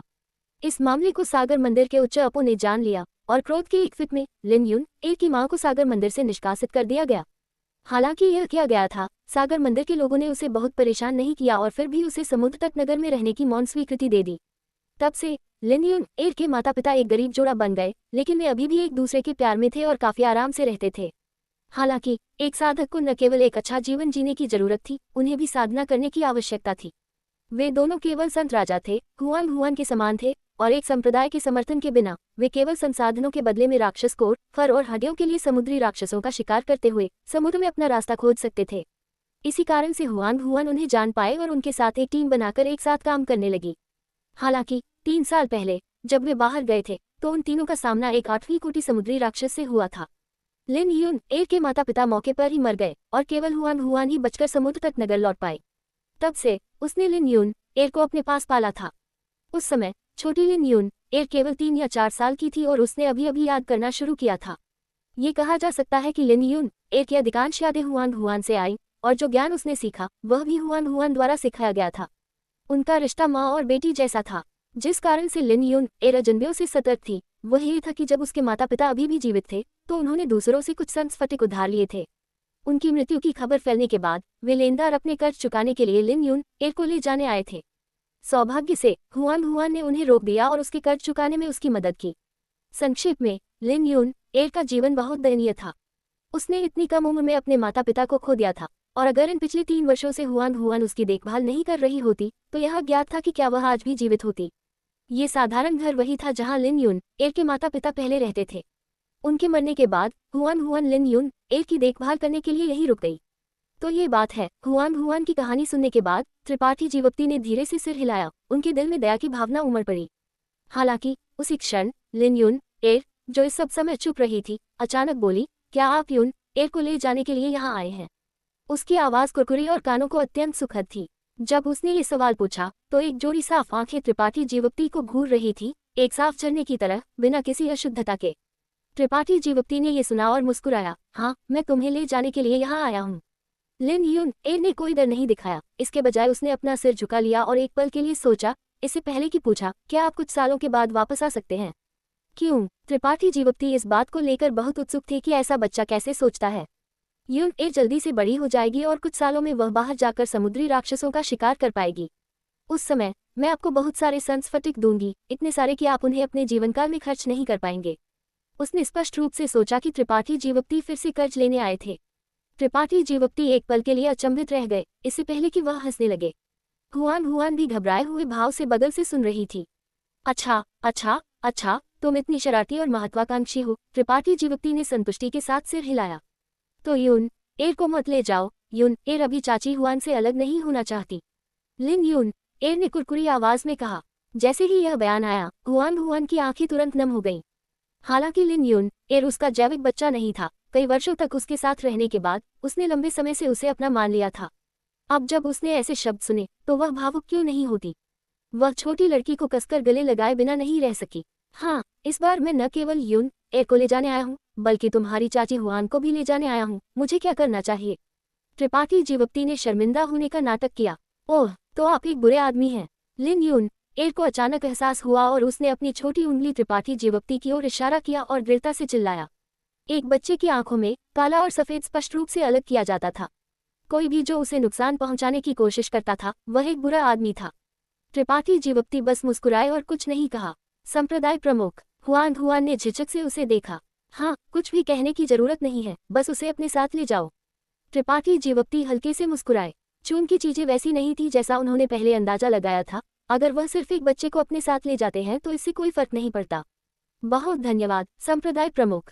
हुआन हुआन बहुत खुश थी। हालांकि उसे लगा कि त्रिपाठी जीवप्ती इस अनुरोध को अस्वीकार नहीं करेंगे। अगर त्रिपाठी जीवप्ती सच में अस्वीकार कर देते तो उसे लिन यून एर की देखभाल के लिए रुकना पड़ता। यून एर, जल्दी से अपनी दयालुता के लिए संप्रदाय प्रमुख को धन्यवाद दो। हुआन हुआन ने लिन यून एर को अपनी बाहों से बाहर निकाला और त्रिपाठी जीवप्ती की ओर इशारा किया। नहीं, वह एक बुरा आदमी है। वह यून एर को ले जाना चाहता है। लिन यून एर अपने फैसले पर अड़ी रही। वह न केवल अड़ी रही बल्कि उसने 2 कदम आगे बढ़ाए और त्रिपाठी जीवप्ती पर एक मुक्का मारा। वह एक अच्छी स्थिति में लग रही थी लेकिन उसका क्षेत्र अस्थिर था। त्रिपाठी जीवप्ती मुस्कुराए और अपने सामने एक हाथ फैलाया। इस दृश्य को देखकर हुआन हुआन ने भी एक लाचार और कड़वी मुस्कान दिखाई। बेशक वह जानती थी कि त्रिपाठी जीवप्ती एक छोटी लड़की के शब्दों से नाराज नहीं होंगे और इसके कारण उसे कभी नुकसान नहीं पहुंचाएंगे, इसलिए उसका हस्तक्षेप करने या उसे रोकने का कोई इरादा नहीं था। पेंग, उसका छोटा मुक्का त्रिपाठी जीवप्ती की हथेली से टकराया। त्रिपाठी जीवप्ती अपनी भौहें उठाए बिना नहीं रह सके, उनके चेहरे पर आश्चर्य का भाव था, जैसे कि उन्होंने कुछ अविश्वसनीय खोजा हो। फिर उन्होंने धीरे से लिन यून एर को पीछे धकेल दिया और उसे उकसाया, तुम बहुत कमजोर हो, फिर से आओ। हम्फ, लिन यून एर एक नवजात बछड़े की तरह थी जो बाघों से नहीं डरता था। अपना छोटा मुंह फुलाते हुए उसने एक और मुक्का मारा। एक पल बाद लिन यून एर इतनी थक गई थी कि वह हाँफ रही थी, एक उदास चेहरे के साथ त्रिपाठी जीवप्ती को देख रही थी। प्रारंभिक तत्वकोटि के शिखर पर एक छोटी लड़की त्रिपाठी जीवप्ती को कैसे हिला सकती थी? थोड़ी देर तक अपनी मुठियां हिलाने के बाद उसे इस लाचार वास्तविकता को स्वीकार करना पड़ा। त्रिपाठी जीवप्ती की आंखें चमकीली थीं, लिन यून एर को ऐसे देख रहे थे जैसे उन्हें एक खजाना मिल गया हो। उनका चेहरा उत्साह से भरा हुआ था। क्या गलत है? संप्रदाय प्रमुख हुआन हुआन ने संदेह से त्रिपाठी जीवप्ती को देखा। क्या तुमने पहले कभी उससे लड़ाई नहीं की? त्रिपाठी जीवप्ती ने जवाब नहीं दिया, बल्कि इसके बजाय पूछा। नहीं, हुआन हुआन ने धीरे धीरे सिर हिलाया। मैंने केवल यून एर को ये कैसे करना है ये सिखाया है, मैंने उससे लड़ाई नहीं की है। कोई आश्चर्य नहीं, त्रिपाठी जीवप्ती ने बुदबुदाया। संप्रदाय प्रमुख, क्या यून एर के साथ कुछ गलत है? हुआन हुआन अचानक घबरा गई। कुछ भी गलत नहीं है, तुम्हें चिंता करने की जरूरत नहीं है। त्रिपाठी जीवप्ती ने धीरे धीरे सिर हिलाया, उनके मुंह के कोने थोड़े उठे हुए थे, और लिन यून एर को देखा। बस इतना है कि यह लड़की बहुत मजबूत है। बहुत मजबूत? हुआन हुआन हैरान थी। भूल जाओ, हम इस बारे में संप्रदाय में वापस जाकर बात करेंगे। इसे थोड़े समय में समझाना मुश्किल है, और मुझे विशिष्ट कारण नहीं पता है। त्रिपाठी जीवप्ती का समझाने का कोई इरादा नहीं था, लेकिन जब वह उससे लड़ रहे थे तो लिन यून एर की मुठियों से आने वाली शक्ति को याद करते हुए ये वास्तव में थोड़ा असामान्य था। हालांकि लिन यून एर पहले ही प्रारंभिक तत्वकोटि के शिखर पर थी, वह लड़ने के लिए जीवन शक्ति का उपयोग करना जानने के लिए बहुत छोटी थी, इसलिए उसने जो मुठियां हिलाईं वे सभी उसकी अपनी शक्ति थी। और उस तरह की शक्ति लगभग एक साधारण मजबूत आदमी के बराबर थी। ये बहुत अकल्पनीय था। केवल 6 या 7 साल की इतनी पतली और नाजुक शरीर वाली एक छोटी लड़की में इतनी महान शक्ति कैसे हो सकती थी? क्या यह एक उपहार था या कुछ और? हालांकि त्रिपाठी जीवप्ती अनुभवी और ज्ञानवान थे, वह थोड़े समय में न्याय नहीं कर सकते थे, इसलिए वह केवल अपने संदेहों को अपने दिल की तह में छिपा सकते थे और वापस जाकर इसके बारे में बात करने की तैयारी कर सकते थे। जी, हुआन हुआन स्वाभाविक रूप से इसके तह तक नहीं जाएगी, और आज्ञाकारी रूप से सिर हिलाया। हालांकि लिन यून एर ने अवचेतन रूप से त्रिपाठी जीवप्ती को एक बुरा आदमी माना था, हुआन हुआन के समझाने के बाद उसने और विरोध नहीं किया। पैक करने के लिए कुछ नहीं था, और इस घर को नंगी दीवारों के रूप में वर्णित करना कोई अतिशयोक्ति नहीं थी। जल्द ही हुआन हुआन ने लिन यून एर का छोटा हाथ पकड़ा और त्रिपाठी जीवप्ती का अनुसरण करते हुए लिन्हाई नगर के केंद्र तक गई। एपिसोड संख्या 1476, रॉकेट श्यामकोवा नगर और मोहई नगर की यात्रा। हुआन हुआन कई वर्षों से यहाँ रह रही थी और बमुश्किल एक स्थानीय मुखिया मानी जा सकती थी, इसलिए वह स्वाभाविक रूप से अंतरिक्ष व्यूह का स्थान जानती थी। उसके रास्ता दिखाने पर त्रिपाठी जीवप्ती ने बिना ज्यादा प्रयास के उस महल में पहुंच गए जहां अंतरिक्ष व्यूह स्थित था। समुद्र तट नगर का अंतरिक्ष व्यूह जनता के लिए खुला था, जब तक कि कोई पर्याप्त संस्फटिक का भुगतान करता था, लेकिन जिन गंतव्यों तक पहुंचा जा सकता था वे मुट्ठी भर ही थे। कुछ विचार करने के बाद त्रिपाठी जीवप्ती ने अपनी अगली मंजिल के रूप में श्यामकोवा नगर को चुना। ऐसा नहीं था कि श्यामकोवा नगर लियुयान बालू क्षेत्र के सबसे करीब था, बल्कि इसलिए कि त्रिपाठी जीवप्ती इस नगर में पहले जा चुके थे। वह जानते थे कि यह साफ आसमान संप्रदाय से दूर नहीं था। जब तक वह श्यामकोवा नगर तक पहुंच सकते थे, वह लियुयान बालू क्षेत्र के सबसे करीबी नगर तक आसानी से टेलीपोर्ट करने के लिए साफ आसमान संप्रदाय की शक्ति का उपयोग कर सकते थे। ये एक बल्कि लाचार चुनाव था, लेकिन यह सबसे तेज और सबसे अधिक समय कुशल भी था। कुल 600,000 संस्फटिक का भुगतान करने के बाद त्रिपाठी जीवप्ती का 3 का समूह सफलतापूर्वक अंतरिक्ष व्यूह पर चढ़ गया, और रोशनी के एक चमकार के बाद तीनों बिना किसी निशान के गायब हो गए। त्रिपाठी जीवप्ती चेंग शिताओ, लू यंग और अन्य के साथ एक बार श्यामकोवा नगर में जा चुके थे। इसी नगर में त्रिपाठी जीवप्ती का सहयोगिनी कवि से सहयोग से सामना हुआ था, और आनंदमय संग मंडप में एक बड़ा दृश्य बनाने के बाद वह उसे छुड़ाने में कामयाब रहे थे। त्रिपाठी जीवप्ती का यहाँ लंबे समय तक रुकने का कोई इरादा नहीं था, इसलिए दिशा के बारे में पूछने के बाद वह हुआन हुआन और लिन यून एर को ले गए और एक निश्चित दिशा में उड़ान भरी। 3 दिनों के बाद श्यामकोवा नगर से कई गुना बड़े एक और नगर के सामने त्रिपाठी जीवप्ती उतरे। संप्रदाय प्रमुख, हम यहाँ कैसे पहुँच गए? हुआन हुआन ने विशाल नगर द्वार के ऊपर के 3 शब्दों को एक शून्य अभिव्यक्ति के साथ देखा। हाँ, यहाँ कुछ परिचित हैं, इसलिए यहाँ से स्थानांतरित करना अधिक सुविधाजनक है। त्रिपाठी जीवप्ती ने हल्के से समझाया। लिन यून एर पर नजर डाली जो हुआन हुआन की पीठ पर गहरी नींद में सो रही थी। उनके चेहरे पर एक मुस्कान आ गई। 3 दिनों की यात्रा के बाद हालांकि छोटी लड़की ने कोई प्रयास नहीं किया था, फिर भी वह थक गई थी। उल्लेख नहीं है कि यह पहली बार था जब उसने इतनी दूर यात्रा की थी। जब से वह पैदा हुई थी उसने कभी लिन्हाई नगर से एक कदम भी बाहर नहीं रखा था। इसलिए जब उसने उस दिन लिन्हाई नगर को छोड़ा तो वह अपने आसपास की हर चीज के बारे में अत्यंत उत्सुक थी। तेज गति से उड़ने से वह खुशी से उछल पड़ी। जब उसने बाहर जंगली फूल और घास देखी तो वह खुशी से नाचने लगी। जब उसने पक्षी और तितलियां देखी तो वह उन्हें पकड़ने और थोड़ी देर उनके साथ खेलने के लिए इंतजार नहीं कर सकती थी। उत्तेजना के बाद वह थक गई और एक गहरी नींद में गिर गई। चलो चलते हैं, त्रिपाठी जीवप्ती ने आवाज दी और नगर में दाखिल होने का रास्ता दिखाया। मोहई नगर, जैसा कि यह साफ आसमान संप्रदाय के मुख्यालय से सटा हुआ था, यह नगर मूल रूप से साफ आसमान संप्रदाय के लिए उतना ही महत्वपूर्ण था जितना कि स्वर्गीय भाग्यनगर छाया चंद्रमा हॉल के लिए था। मोहई नगर भी साफ आसमान संप्रदाय द्वारा नियंत्रित एक नगर था। चेंग शिताओ ने त्रिपाठी जीवप्ती को कई बार अपने घर आने के लिए आमंत्रित किया था, लेकिन उन्हें अतीत में ऐसा करने का कभी अवसर या समय नहीं मिला था। क्लासिकल बिल्डिंग मोहई नगर के नगर प्रमुख से मुलाकात। ज्यादा देर नहीं हुई, त्रिपाठी जीवप्ती मोहई नगर के नगर प्रमुख के भवन के सामने पहुंचे। नगर प्रमुख का भवन मोहई नगर में सबसे प्रमुख इमारतों में से एक था, इसलिए इसे स्वाभाविक रूप से एक भव्य और राजसी तरीके से बनाया गया था। नगर प्रमुख के भवन के सामने काले चमड़े के कवच पहने हुए साधकों की एक कतार थी। उनमें से प्रत्येक गंभीर अभिव्यक्ति पहने हुए था और एक चांदी का भाला पकड़े हुए था, जिससे उन्हें एक राजसी रूप मिल रहा था। त्रिपाठी जीवप्ती के टीम के समूह को देखकर सभी ने अपना ध्यान उन पर मोड़ा और उनमें से एक, जो नेता लगता था, चिल्लाया, रुक जाओ, यह मोहई नगर का नगर प्रमुख का भवन है। असंबंधित लोगों को करीब आने की अनुमति नहीं है। ये व्यक्ति एक तृतीय कोटि संत राजा था और जैसे ही वह बोला, वह त्रिपाठी जीवप्ती के सामने आ गया और सतर्कता से उन्हें घूरने लगा। त्रिपाठी जीवप्ती मुस्कुराए और अपनी मुट्ठियों को हल्के से जोड़ा। नमस्ते मित्र, ये त्रिपाठी जीवप्ती है और आपके नगर प्रमुख के साथ कुछ मामलों पर चर्चा करने के लिए यहाँ आया है। क्या आप उन्हें सूचित कर सकते हैं? तुम नगर प्रमुख स्वामी को ढूंढ रहे हो? आदमी ने भौहें सक्रिय की, उसके चेहरे पर थोड़ी बेचैन अभिव्यक्ति आ गई। यहाँ आने वाले 10 में से 10 लोग नगर प्रमुख स्वामी को ढूंढ रहे थे, इसलिए वह निश्चित रूप से जानता था कि त्रिपाठी जीवप्ती कोई अपवाद नहीं थे, लेकिन नगर प्रमुख स्वामी से इतनी आसानी से कैसे मिला जा सकता था? अगर उसने स्पष्ट रूप से पूछे बिना इस मामले की सूचना दी तो उसे सजा मिलेगी। हालांकि त्रिपाठी जीवप्ती एक उत्पत्ति प्रत्यावर्तन कोटि के स्वामी थे, इसलिए उसने बहुत अधिक लापरवाही करने की हिम्मत नहीं की। अगर यह कोई और कमजोर साधक होता तो वह उसे पहले ही भगा देता। क्या आप हमारे नगर प्रमुख स्वामी को जानते हैं? आदमी ने पूछा। ओह, मैं उन्हें नहीं जानता, त्रिपाठी जीवप्ती ने ईमानदारी से सिर हिलाया। आप उन्हें नहीं जानते? आदमी ने आश्चर्य का भाव दिखाया। लेकिन मैं तुम्हारे संप्रदाय प्रमुख बाजपाई अमरीश कांत को जानता हूँ, त्रिपाठी जीवप्ती ने जोड़ा। आप संप्रदाय प्रमुख को जानते हैं? आदमी हैरान रह गया और उसके चेहरे पर बेचैनी जल्दी से गायब हो गई। उसकी जगह सदमे का भाव आ गया। किसी को पता होना चाहिए कि संप्रदाय प्रमुख इन सभी वर्षों से पीछे हट रहे थे और साधारण लोगों के लिए उन्हें देखना असंभव था। यहाँ तक कि उसने भी पहले कभी संप्रदाय प्रमुख को नहीं देखा था, लेकिन इस त्रिपाठी जीवप्ती नाम के व्यक्ति ने वास्तव में कहा कि वह संप्रदाय प्रमुख को जानता है। क्या वह सिर्फ डींग मार रहा था? हाँ, मैं तुम्हारे महान बुजुर्ग उपाध्याय सुस्मिता सेन को भी जानता हूँ। आदमी ने फिर से त्रिपाठी जीवप्ती को ऊपर से नीचे देखा, जैसे कि वह उसे फिर से जांचना चाहता था। वह एक ठंडी सांस लेने में मदद नहीं कर सका। संप्रदाय प्रमुख और उनके महान बुजुर्ग दोनों को एक ही समय में जानने में सक्षम होना, इस व्यक्ति की स्थिति निश्चित रूप से कम नहीं थी, लेकिन उसने उसे पहले कभी क्यों नहीं देखा था? हालांकि वह अपने दिल में उलझन में था, उसने और देरी करने की हिम्मत नहीं की। उसके चेहरे पर बेचैनी गायब हो गई क्योंकि उसने सम्मान से अपनी मुट्ठियां जोड़ी और कहा, तो मुझे नगर प्रमुख स्वामी को सूचित करते समय आपको यहाँ थोड़ी देर प्रतीक्षा करने में परेशानी उठानी पड़ेगी।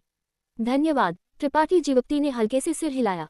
जैसे ही आदमी नगर प्रमुख के भवन में दाखिल हुआ, आधी चाय की कप के लायक समय से भी कम समय में एक छोटी मूर्ति अचानक बाहर निकल आए और एक पल में त्रिपाठी जीवप्ती के सामने दिखाई दी। त्रिपाठी जीवप्ती को देखने के बाद जो व्यक्ति बाहर निकल आया वह बहुत खुश हुआ। आह, ये वास्तव में तुम हो, त्रिपाठी जीवप्ती? तुम यहाँ क्यों हो, बहन लू यंग? त्रिपाठी जीवप्ती भी थोड़ा हैरान थे।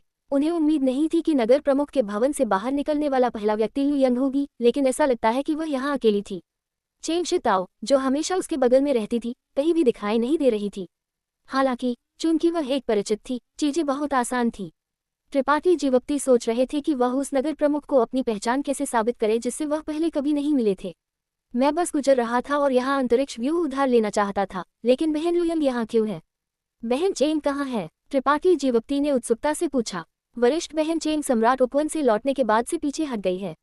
मैं यहाँ क्यों हूँ? ही, मोहई नगर का नगर प्रमुख मेरे पिता है, लू यंग ने एक मुस्कान के साथ जवाब दिया। त्रिपाठी जीवप्ती हैरान थे। उन्हें उम्मीद नहीं थी कि लू यंग की पहचान इतनी ऊंची होगी। आमतौर पर जब वह उसे चेंग शिताओ के पीछे घूमते हुए देखते थे तो त्रिपाठी जीवप्ती सोचते थे कि वह साफ आसमान संप्रदाय में अच्छी योग्यता वाली सिर्फ एक शिष्य है, लेकिन उसकी पृष्ठभूमि वास्तव में छोटी नहीं थी। चूंकि उसके पिता मोहई नगर के नगर प्रमुख बन सकते थे, वह निश्चित रूप से एक तृतीय कोटि उत्पत्ति प्रत्यावर्तन कोटि के स्वामी थे। आशिष्टा, जैसे ही वे बात कर रहे थे, एक गरिमापूर्ण चीख अचानक नगर प्रमुख के भवन के अंदर से गूंजी। तुरंत बाद गोरी त्वचा वाला एक मध्यम आयु वर्ग का आदमी बाहर निकल आया। उसकी अभिव्यक्ति गंभीर और गरिमापूर्ण थी क्योंकि उसने डांटा, संप्रदाय प्रमुख त्रिपाठी एक संप्रदाय के संप्रदाय प्रमुख है, तुम्हारे जैसी छोटी लड़की इतनी अशिष्टता से कैसे बात कर सकती है। यह आदमी स्पष्ट रूप से लुयंग के पिता मोहई नगर के नगर प्रमुख थे। अपने पिता की फटकार सुनकर लुयंग शरारती ढंग से अपनी जीभ बाहर निकालने में मदद नहीं कर सकी। त्रिपाठी जीवक्ति हंसे और कहा, नगर प्रमुख स्वामी बहुत गंभीर हैं। बहन लुयंग और मैं एक दूसरे को लंबे समय से जानते हैं और एक ही पीढ़ी के मित्र हैं। सिर्फ इसलिए कि इस त्रिपाठी ने एक संप्रदाय स्थापित किया है, हमारे रिश्ते को अलग होने की कोई आवश्यकता नहीं है। मध्यम आयु वर्ग के आदमी ने ये सुना और उसकी आंखें चमक उठी। जाहिर तौर पर त्रिपाठी जीवक्ति की नम्रता और मिलनसारिता से बहुत संतुष्ट था, लेकिन उसने फिर भी सिर हिलाया और कहा, फिर भी शिष्टाचार को त्यागा नहीं जा सकता। यंग ए फिर से संप्रदाय प्रमुख त्रिपाठी को नमस्ते कहेगी। जब लू यंग ने ये सुना तो उसके मुंह के कोने आकाश तक उठ गए, लेकिन वह अपने पिता के आदेशों की अवहेलना नहीं कर सकती थी, इसलिए वह केवल अनिच्छा से फिर से झुक सकती थी। त्रिपाठी जीवक्ति लाचार थे। हालांकि उन्होंने इस नगर प्रमुख के साथ कई शब्दों का आदान प्रदान नहीं किया था, वह बता सकते थे कि वह काफी कठोर थे। लू यंग के झुकने के बाद मध्यम आयु वर्ग के आदमी ने अपनी मुट्ठियों को जोड़ा और कहा, ये लू हुआन है, मोहई नगर का नगर प्रमुख। नमस्ते संप्रदाय प्रमुख त्रिपाठी। नगर प्रमुख स्वामी बहुत विनम्र हैं। ये एक अनामंत्रित मेहमान के रूप में आया है, मुझे उम्मीद है कि नगर प्रमुख स्वामी बुरा नहीं मानेंगे। त्रिपाठी जीवक्ति ने जल्दी से शिष्टाचार लौटाया। संप्रदाय प्रमुख त्रिपाठी बहुत गंभीर है। मोहई नगर में आपकी उपस्थिति मोहई नगर के मामूली निवास में रोशनी लाती है। कृपया अंदर आइए। इसलू ने पहले ही संप्रदाय प्रमुख और महान बुजुर्ग को एक संदेश भेजा है।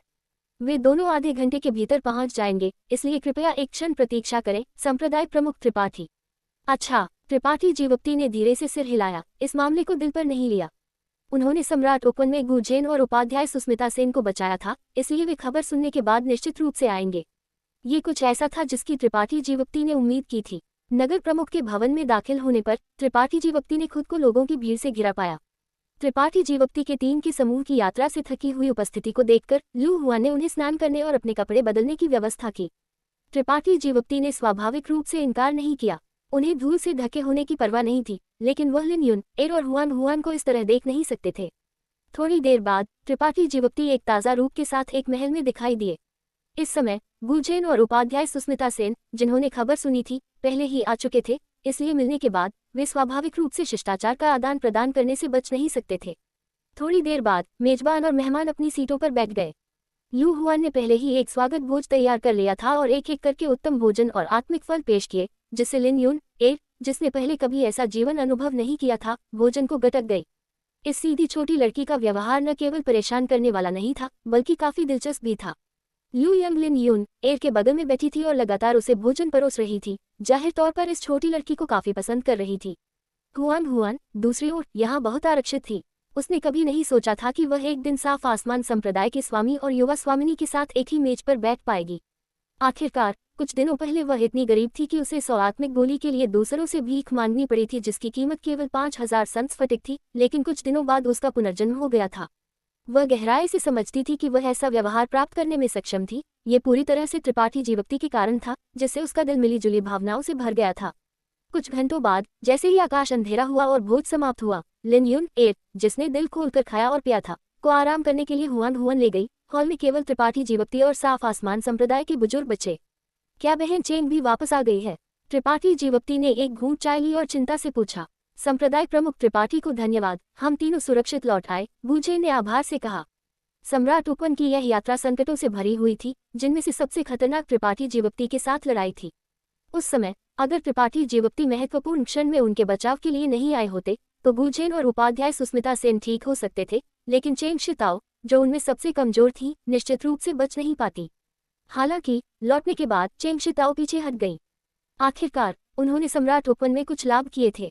क्या अधिक है, वह अभी उत्पत्ति प्रत्यावर्तन कोटि में प्रवेश कर चुकी थी और उन्हें अभी तक अपना शिखर चरण घनीभूत करना बाकी था, इसलिए उन्होंने देरी करने की हिम्मत नहीं की। जैसे कि वह इस बार त्रिपाठी जीवक्ति को देखने के लिए बाहर नहीं आई। एपिसोड संख्या 1477। Open mouth face. सम्राट ओपन के बाद छायांकित तारा की स्थिति। हाँ, यह अच्छा है। चेंग शिताओ की हाल की स्थिति के बारे में जानने के बाद त्रिपाठी जीवक्ति को राहत मिली। संप्रदाय प्रमुख त्रिपाठी यहाँ कैसे दिखाई दिए? उपाध्याय सुस्मिता सेन ने संदेह से त्रिपाठी जीवप्ती को देखा।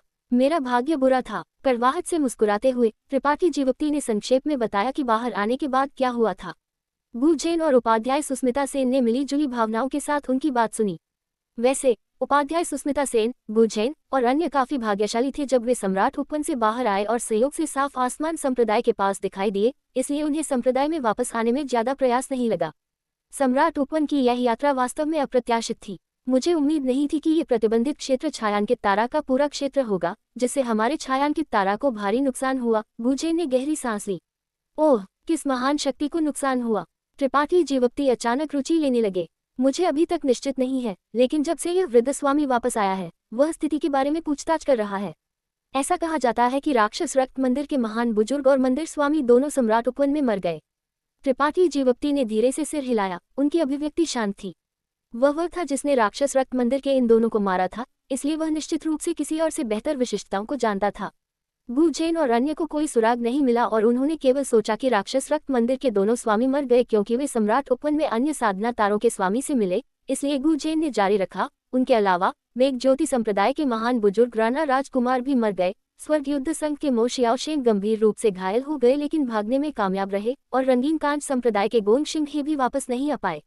अन्य महान शक्तियों को भी कुछ नुकसान हुआ। मेरे साफ आसमान संप्रदाय का अछूता बाहर निकलना भाग्य की एक बात है। क्या राणा राजकुमार और गोंगशिंग ही भी मर गए?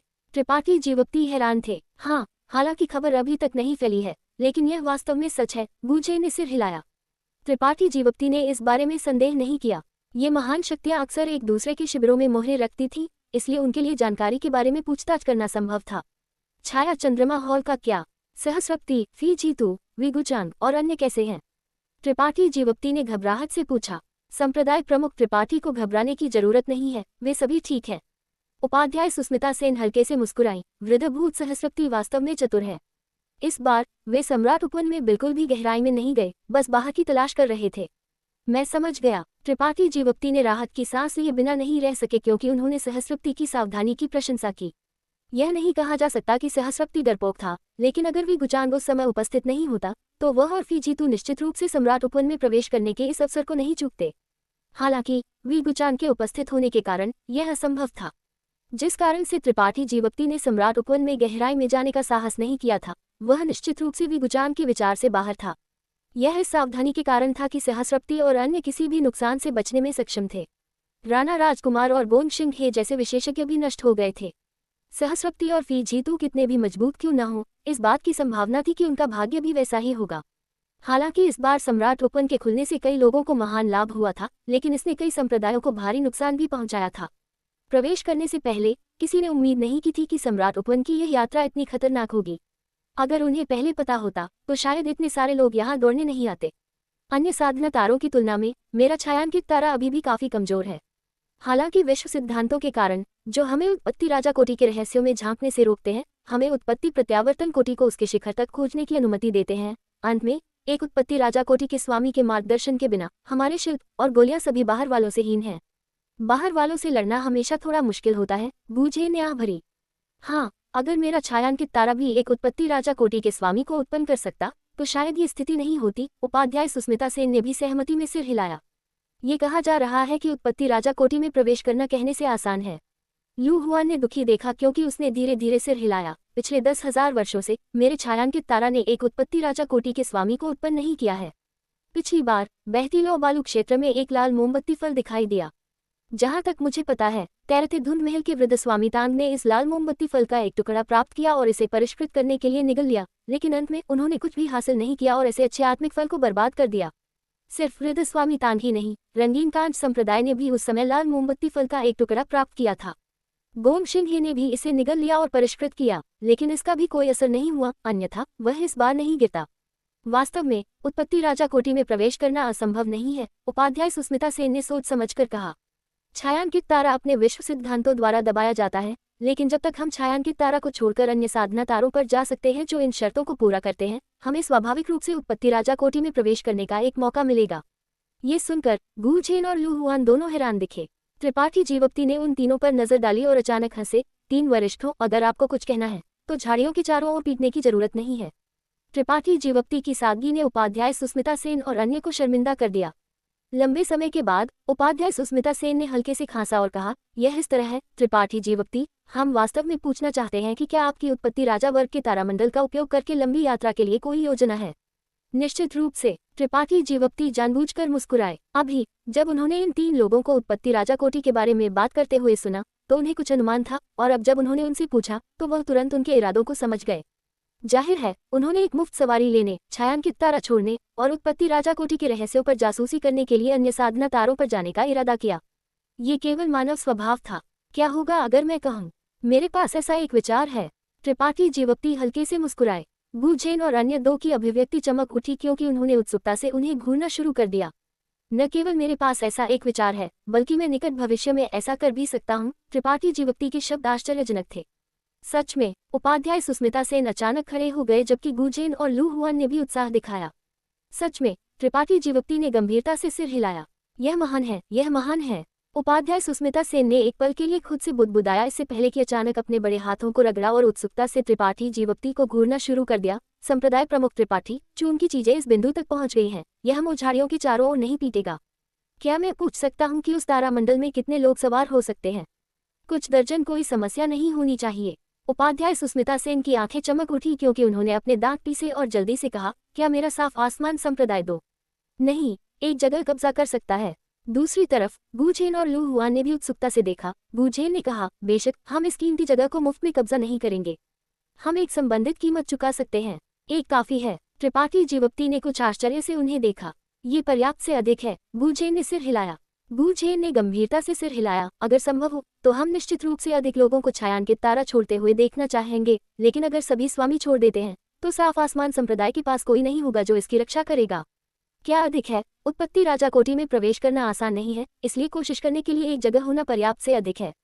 अगर ऐसा है तो मैं सहमत हो सकता हूँ। त्रिपाठी जीवक्ति ने हल्के से सिर हिलाया। ये सुनकर साफ आसमान संप्रदाय के तीनों बहुत खुश हुए। जहां तक ये जगह किसे दी जाएगी, ये साफ आसमान संप्रदाय के लिए एक सिरदर्द था, इसलिए त्रिपाठी जीवक्ति को इसके बारे में चिंता करने की जरूरत नहीं थी। बाद में त्रिपाठी जीवक्ति ने उन्हें बताया कि जब वह वास्तव में तारामंडल का उपयोग करके छायांकित तारा छोड़ना चाहेंगे तो वह उन्हें एक संदेश भेजेंगे, इसलिए उन्हें केवल धैर्य से प्रतीक्षा करनी होगी। तीनों को स्वाभाविक रूप से कोई आपत्ति नहीं थी। टॉर्नेडो राक्षस रक्त नगर में अशांति और उच्च गगन संप्रदाय में वापसी। रात चुपचाप गुजर गई और अगले दिन त्रिपाठी जीवक्ति हुआन और लिन यून एर को साफ आसमान संप्रदाय के तीनों से विदाई लेने के लिए ले गए। हालांकि गुझेन और अन्य उन्हें रखना चाहते थे, वे जानते थे कि त्रिपाठी जीवक्ति अभी अभी सम्राट उपवन से बाहर आए थे और उनके पास करने के लिए कई चीजें थीं, इसलिए उन्होंने उन्हें नहीं रोका और व्यक्तिगत रूप से उन्हें मोहाई नगर के अंतरिक्ष व्यूह के स्थान तक पहुंचाया। त्रिपाठी जीवक्ति का अगला गंतव्य राक्षस रक्त नगर था। राक्षस रक्त नगर राक्षस रक्त मंदिर द्वारा नियंत्रित एक नगर था और बहती लौ बालू क्षेत्र से दूर नहीं था। जब त्रिपाठी जीवक्ति बहती लौ बालू क्षेत्र से बाहर आए तो वह रेगिस्तान के किनारे पर राक्षस रक्त मंदिर के शिष्य डेंग नींग से मिले थे और राक्षस रक्त धागा गुप्त तकनीक प्राप्त की थी। फिर डेंग नींग उन्हें राक्षस रक्त नगर ले गया था। इस मार्ग को चुनने में कुछ भी गलत नहीं था, लेकिन गुझेन ने उन्हें बताया कि राक्षस रक्त नगर अभी शांतिपूर्ण नहीं हो सकता है और उन्हें सावधान रहने का आग्रह किया। राक्षस रक्त नगर वास्तव में शांतिपूर्ण नहीं था। जब त्रिपाठी जीवक्ति का 3 का समूह मोहाई नगर के अंतरिक्ष व्यू से राक्षस रक्त नगर में टेलीपोर्ट हुआ तो उन्होंने तुरंत देखा कि नगर अशांति में लगता था और कई लोग लड़ रहे थे। यह मदद नहीं कर सका क्योंकि राक्षस रक्त मंदिर के महान बुजुर्ग और मंदिर स्वामी दोनों सम्राट उपवन में गिर गए थे।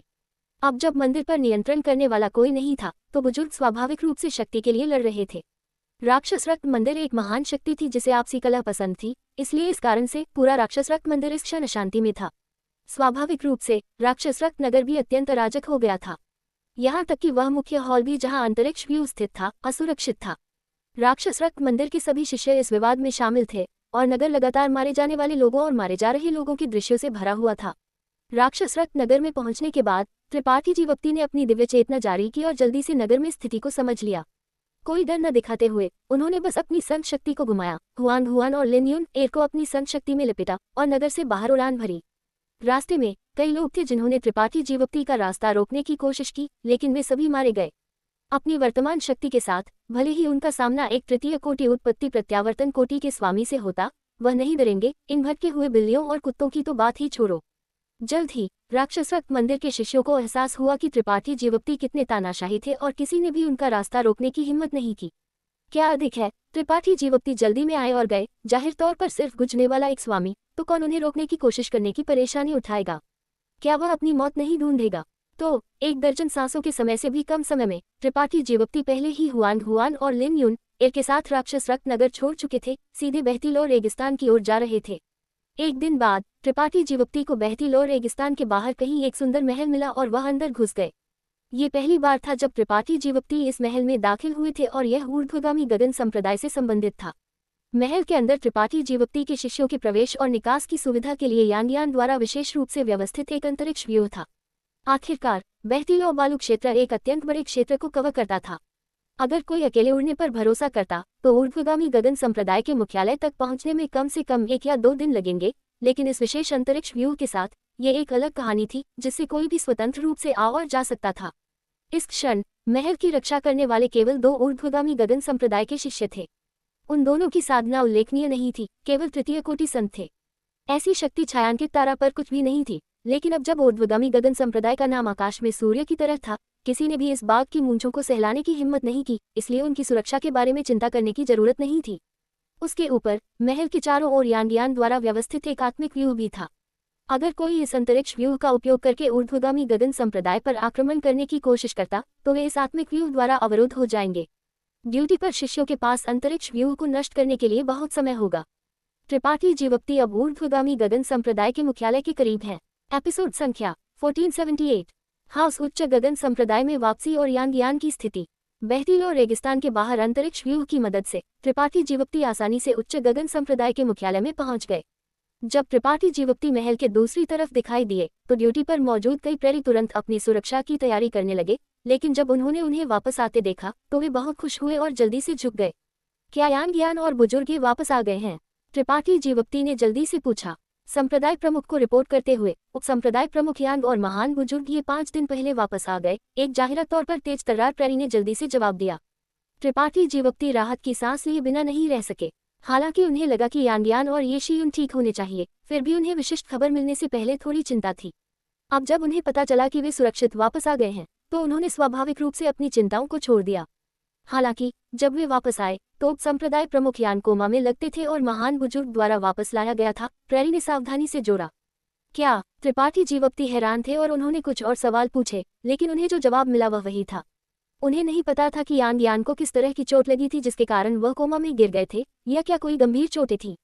आपके लिए और कुछ नहीं है, यह पहरेदारी जारी रखें। त्रिपाठी जीवप्ती के पास इस जगह को जल्दी से छोड़ने और सीधे सोफूर शिखर पर जाने के अलावा कोई विकल्प नहीं था, जहां यांगयान पहले रहती थी। आधे रास्ते में वुई और सहयोगिनी कवि उनका अभिवादन करने आईं। जाहिर तौर पर उन्हें खबर मिली थी कि त्रिपाठी जीवप्ती वापस आ गए हैं। दोनों महिलाओं के चेहरों पर चिंता स्पष्ट थी और त्रिपाठी जीवप्ती को देखने के बाद उन्होंने जल्दी से उन्हें पुकारा। मैंने स्थिति के बारे में थोड़ा सुना है, क्या आप जानते हैं कि यांगयान कैसे घायल हुए? क्या उनकी चोट गंभीर है? त्रिपाठी जीवप्ती पास आए और पूछा। दोनों महिलाओं ने सिर हिलाया। सहयोगिनी कवि ने कहा, वापस आने के बाद से महान बुजुर्ग किसी के सामने नहीं आए हैं, इसलिए हम उनके बारे में पूछताछ नहीं कर पाए हैं। चिंता मत करो, मैं खुद जाकर देखूंगा। त्रिपाठी जीवप्ती ने भौहें सक्रिय की। वे अभी सोफूर शिखर में नहीं हैं। वुई ने जल्दी से त्रिपाठी जीवप्ती को पीछे खींच लिया। तो वे कहाँ हैं? त्रिपाठी जीवप्ती हैरान दिखे। 6ठी मंजिल में। 6ठी मंजिल। त्रिपाठी जीवप्ती की भौहें और गहरी हो गईं। बेशक वह जानती थी कि 6ठी मंजिल कहाँ थी। ये बहती लो रेगिस्तान का केंद्र था, जहाँ छोटा बांस का भवन था। ये वह जगह मानी जाती थी जहाँ महान सम्राट साधना करते थे। लेकिन वे 6ठी मंजिल पर क्यों गए?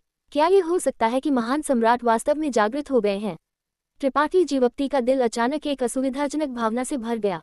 जगह पर खड़े होकर और लंबे समय तक विचार करने के बाद त्रिपाठी जीवप्ती ने एक गहरी सांस ली और कहा, मैं जाकर देखूंगा। वैसे वुई, तुम विदेशी बुजुर्ग हुआन से परिचित होनी चाहिए।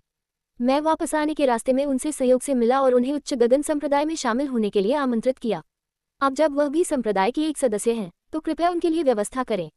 हाँ, वुई ने जल्दी से सिर हिलाया। उसने अभी अभी हुआन हुआन को देखा था, लेकिन चूंकि वह यांगयान की सुरक्षा के बारे में चिंतित थी, इसलिए उसे उनका अभिवादन करने का समय नहीं मिला था। अब जब उसने त्रिपाठी जीवप्ती के निर्देशों को सुना तो वह स्वाभाविक रूप से सहमत हो गई। त्रिपाठी जीवप्ती की मूर्ति झिलमिलाहट हुई और गायब हो गई, सीधे 6ठी मंजिल की ओर जा रही थी। उच्च गगन संप्रदाय बहती लो बालू क्षेत्र की 4थी मंजिल में स्थित था और इसके और 6ठी मंजिल के बीच लौ क्षेत्र था, जो बहती लो बालू क्षेत्र की सबसे शक्तिशाली परत थी। हालांकि त्रिपाठी जीवप्ती के पास तारा सम्राट टोकन का संरक्षण था, इसलिए चिंता करने की कोई बात नहीं थी। ये यांगयान का महान सम्राट के साथ विलय। त्रिपाठी जीवप्ती को 6ठी मंजिल पर बांस के भवन के सामने पहुंचने में केवल आधा दिन लगा। जैसे कि वह त्रिपाठी जीवप्ती के आने को जानती थी, ये शियुन बांस के भवन के सामने इंतजार कर रही थी। त्रिपाठी जीवप्ती को देखने के बाद उनकी सुंदर आंखों में एक जटिल नजर चमकी, क्योंकि उन्होंने झुककर कहा, अधीनस्थ संप्रदाय प्रमुख को प्रणाम करती है। क्या यान ज्ञान अंदर है? त्रिपाठी जीवप्ती ने अंदर चलते हुए पूछा। अप्रत्याशित रूप से ये शियुन की मूर्ति झिलमिलाहट हुई और सीधे त्रिपाठी जीवप्ती के सामने अवरुद्ध हो गई, जैसे कि उन्हें करीब आने की अनुमति नहीं दे रही हो। आपका क्या मतलब है? त्रिपाठी जीवप्ती ने अपनी आंखें सक्रिय की, क्योंकि उन्होंने ये शियुन को गहराई से घूरना शुरू कर दिया। उनके चेहरे पर शत्रुता का भाव भर गया। कृपया मुझे माफ करें, संप्रदाय प्रमुख। स्वामी ने आदेश दिया है कि वह अभी किसी से नहीं मिलेंगी। ये शियुन की अभिव्यक्ति शांत रही, क्योंकि उन्होंने एक निश्चित और अहंकारी तरीके से जवाब दिया। यहाँ तक कि मुझसे भी नहीं। त्रिपाठी जीवप्ती ने अपनी भौं उठाए। हाँ, ये शियुन ने हल्के से सिर हिलाया। अधीनस्थ केवल स्वामी के आदेशों को पूरा कर रही है। कृपया अधीनस्थ को शर्मिंदा न करे, संप्रदाय प्रमुख। तुम्हें शर्मिंदा करूं? त्रिपाठी जीवप्ती गूंगे हंसे। दिलचस्प। मैं बस उन्हें देखना चाहता हूँ। तुम्हें शर्मिंदा करने के लिए क्या है? ऐसा नहीं है कि मैंने उन्हें पहले नहीं देखा है। कृपया मुझे माफ करें, संप्रदाय प्रमुख। ये शियुन हाथ से उनके सामने खड़ी रही। त्रिपाठी जीवप्ती ने भौहें सक्रिय की, क्योंकि उन्होंने एक पल के लिए उदासीनता से उन्हें घूरना शुरू कर दिया। इससे पहले कि एक गहरी आवाज में पूछा, चूंकि यान ज्ञान आपको आदेश दे सकती है, तो क्या आप कह सकती हैं कि वह ठीक है? लेकिन नीचे के लोगों ने क्यों कहा कि जब वह वापस आई तो वह कोमा में थी और यह आप थी जिसने उन्हें वापस लाया था? हाँ, स्वामी वास्तव में कोमा में हैं, लेकिन वह गंभीर रूप से घायल नहीं है। बस इतना है कि बस क्या? ये शियुन चुप हो गई, क्योंकि उनके चेहरे पर शर्मिंदगी का भाव दिखाई दिया। उनकी अभिव्यक्ति का अवलोकन करते हुए त्रिपाठी जीवप्ती की भौं सिकुड़ गई, क्योंकि उन्होंने अपनी आंखें सक्रिय की और कहा, मैं केवल एक सवाल पूछूंगा। कृपया मुझे वह सब कुछ बताएं जो आप जानती हैं, महान बुजुर्ग। कृपया पूछें, संप्रदाय प्रमुख। ये शियुन ने अपना सिर उठाया और अपने बालों को अपने कान के पीछे ब्रश किया। क्या बांस के घर के अंदर वह यान ज्ञान है जिसे मैं जानता हूँ, या आपकी स्वामी? दोनों। ये शियुन ने अपने चेहरे पर एक कड़वी मुस्कान के साथ कहा। मैं समझ गया। त्रिपाठी जीवप्ती ने धीरे से सिर हिलाया। उनके चेहरे पर समझदारी का भाव दिखाई दिया। तो ये बात है। तो महान सम्राटों को जागृत करने का यह मतलब है, मैं समझता हूँ। पहले यांग्यान ने कहा था कि जिस दिन सम्राट उपवन खुला था वह दिन था जब महान सम्राट जागृत हुए थे। उस समय हालांकि त्रिपाठी जीवप्ती कुछ परेशान और संदेहास्पद थे, उन्होंने इसके बारे में विस्तार से नहीं पूछा, या बल्कि वह अवचेतन रूप से विशिष्ट प्रक्रिया के बारे में पूछने से डरते थे। कहीं ऐसा न हो कि उन्हें जो जवाब मिले वह नहीं था जो वह चाहते थे। त्रिपाठी जीवप्ती ने पहले ही कुछ अनुमान लगा लिए थे, लेकिन अब इस अनुमान की स्पष्ट रूप से पुष्टि हो गई थी। महान सम्राट अपने मुख्य शरीर के रूप में जागृत हो गए थे, इसलिए यांग्यान एक आत्मा क्लोन के रूप में स्वाभाविक रूप से अकेले मौजूद नहीं रह सकते थे। दोनों एक में विलय हो गए थे। यही कारण था कि ये शियुन ने ऐसा जवाब दिया था। संप्रदाय प्रमुख एक बुद्धिमान व्यक्ति है, आपको वर्तमान स्थिति को समझना चाहिए। ये शियुन ने उदासीनता से उन्हें देखा। मैं समझता हूँ, मैं बस जानना चाहता हूँ कि यांग्यान का क्या होगा। वह स्वामी है और स्वामी वह है, इसलिए उन्हें कुछ नहीं होगा। त्रिपाठी जीवप्ती ने धीरे से सिर हिलाया। स्थिति इतनी बुरी नहीं थी कि वह इसे स्वीकार नहीं कर सकते थे। हालांकि यह परिणाम सबसे अच्छा नहीं था, ये सबसे बुरा भी नहीं था। ये सब विचार करते हुए त्रिपाठी जीवप्ती ने अपनी आंखें बंद कर ली और अपनी दिव्य चेतना को बांस के घर में जारी किया। ये देखना चाहते थे कि इस समय यांग्यान की विशिष्ट स्थिति क्या थी। ये शियुन ने अपना मुंह खोला, लेकिन अंत में उन्होंने उन्हें नहीं रोका। उनकी दिव्य चेतना ने आसानी से बांस के घर की बाधाओं में प्रवेश किया और जल्द ही यांग्यान को तीसरी मंजिल पर एक कमरे में पाया। इस क्षण वह एक बांस के बिस्तर पर चुपचाप लेटी हुई थी, स्थिर, जैसे कि वह एक गहरी नींद में गिर गई हो। उनकी उपस्थिति उनके प्रभाव में यांग्यान से अलग नहीं थी, लेकिन उनका स्वभाव पूरी तरह से अलग था। उन्हें अपनी दिव्य चेतना से घूमते हुए त्रिपाठी जीवप्ती को वास्तव में डर की भावना महसूस हुई, जैसे कि वह एक चींटी थे जो एक सोते हुए ड्रैगन की लापरवाही से जासूसी कर रहे थे। एक पल में त्रिपाठी जीवप्ती की आत्मा कांप उठी, क्योंकि उनके दिल की तह से एक अकथनीय संकट की भावना उमड़ पड़ी। अगले पल एक फाड़ने वाला दर्द उनके दिमाग में भर गया और त्रिपाठी जीवप्ती की आंखें खुली, क्योंकि वह अनजाने में पीछे हटे। उनका चेहरा अत्यंत पीला पड़ गया। संप्रदाय प्रमुख, क्या आप ठीक हैं? ये शियुन का सुंदर चेहरा पीला पड़ गया। मैं ठीक हूँ। त्रिपाठी जीवप्ती ने अपना हाथ हिलाया। उनके चेहरे पर बचे हुए डर का भाव था। क्या ये महान सम्राटों की महिमा थी? भले ही वे एक गहरी नींद में थे, किसी को भी उनका उल्लंघन करने की अनुमति नहीं थी। त्रिपाठी जीवप्ती ने आखिरकार इसे व्यक्तिगत रूप से अनुभव किया था। अगर वह जागृत होती तो वह कितनी विस्मयकारी होंगी। त्रिपाठी जीवप्ती का मन एक पल के लिए उतार चढ़ाव में था, क्योंकि उनकी आंखों में लालसा का भाव चमक उठा। थोड़ी देर बाद उनका मन शांत हो गया और उन्होंने अपने माथे को रगड़ा, क्योंकि उन्होंने पूछा, क्या उन्होंने कहा कि वह कब जागेंगी? मेरे प्रभु, आप बहुत लंबे समय से सोए हुए हैं। हजारों साल बीत चुके हैं, इसलिए जागना एक बहुत लंबी प्रक्रिया होगी। आप केवल तभी वास्तव में जागृत होंगे जब आपकी दिव्य आत्मा और शरीर पूरी तरह से विलय हो जाएंगे। इसमें 10 या 20 साल या यहाँ तक कि 100 साल लग सकते हैं। यह अधीनस्थ निश्चित रूप से नहीं कह सकता। इतना लंबा? त्रिपाठी जीवप्ती ने थोड़ा भौहें सक्रिय की। हाँ, ये शियुन ने हल्के से सिर हिलाया। स्वामी के जाने से पहले उन्होंने मुझे अपनी पूरी शक्ति के साथ संप्रदाय प्रमुख की सहायता करने के लिए कहा, इसलिए यदि संप्रदाय प्रमुख के पास कोई निर्देश है तो कृपया बोलने में संकोच न करें और अधीनस्थ अपनी पूरी कोशिश करेगी। यांग यान के आदेश। त्रिपाठी जीवप्ती का दिल गर्म हो गया क्योंकि उन्होंने खुद से सोचा, कोई आश्चर्य नहीं कि जब उन्होंने इस बार ये शियुन को देखा तो उन्होंने हमेशा उन्हें अपने अधीनस्थ के रूप में संदर्भित किया था। वह पहले कभी ऐसी नहीं थी, इसलिए वास्तव में ऐसा एक कारण था। फिलहाल आपके लिए कुछ भी नहीं है, बस यहीं रुके और यांग यान की देखभाल करें। हाँ, अधीनस्थ निराश नहीं करेगी। अपना ध्यान रखें, संप्रदाय प्रमुख। ये शियुन थोड़ा झुकी। उन्होंने वास्तव में उन्हें जाने का आदेश दिया था। त्रिपाठी जीवप्ती ने उन शब्दों को निगल लिया जो वह कहने वाले थे और नाराजगी के भाव के साथ चले गए। किसी भी हालत में अब यह निर्धारित हो गया था कि यांग यान खतरनाक नहीं थी। हालांकि उनकी आत्मा क्लोन महान सम्राटों के मुख्य शरीर के साथ विलय हो गई थी, उनकी यादें और भावनाएं मिटाई नहीं जाएंगी और केवल उस शरीर द्वारा विरासत में मिलेंगी जो वह वर्तमान में रखती थी। ये काफी था। अब भी उनके पास महान सम्राटों से समान रूप से बात करने की योग्यता नहीं हो सकती है, लेकिन एक दिन वह उनके समान ऊंचाई पर खड़े हो पाएंगे। जब वह समय आएगा तो वह यांग यान के साथ हमेशा की तरह शांतिपूर्ण ढंग से सह अस्तित्व में रह पाएंगे। त्रिपाठी जीवप्ती के दिल में महत्वाकांक्षा का एक विस्फोट भड़क उठा। फैमिली वुमन गर्ल नए सदस्यों का उच्च गगन संप्रदाय में स्वागत। एक दिन बाद त्रिपाठी जीवप्ती उच्च गगन संप्रदाय के मुख्यालय में वापस आए। संप्रदाय में सब कुछ हमेशा की तरह था, लेकिन हुआन हुआन के आगमन ने वुई, चांग क्यूई, हाओआन और अन्य को खुश कर दिया, जबकि छोटी बच्ची लिन युन एर ने सभी उच्च गगन संप्रदाय के सदस्यों का सर्वसम्मत पक्ष जीता। छोटी लड़की के आगमन ने संप्रदाय में कुछ हंसी लाया और परिचय की एक छोटी अवधि के बाद लिन युन एर को तुरंत इस सुरम्य जगह से प्यार हो गया।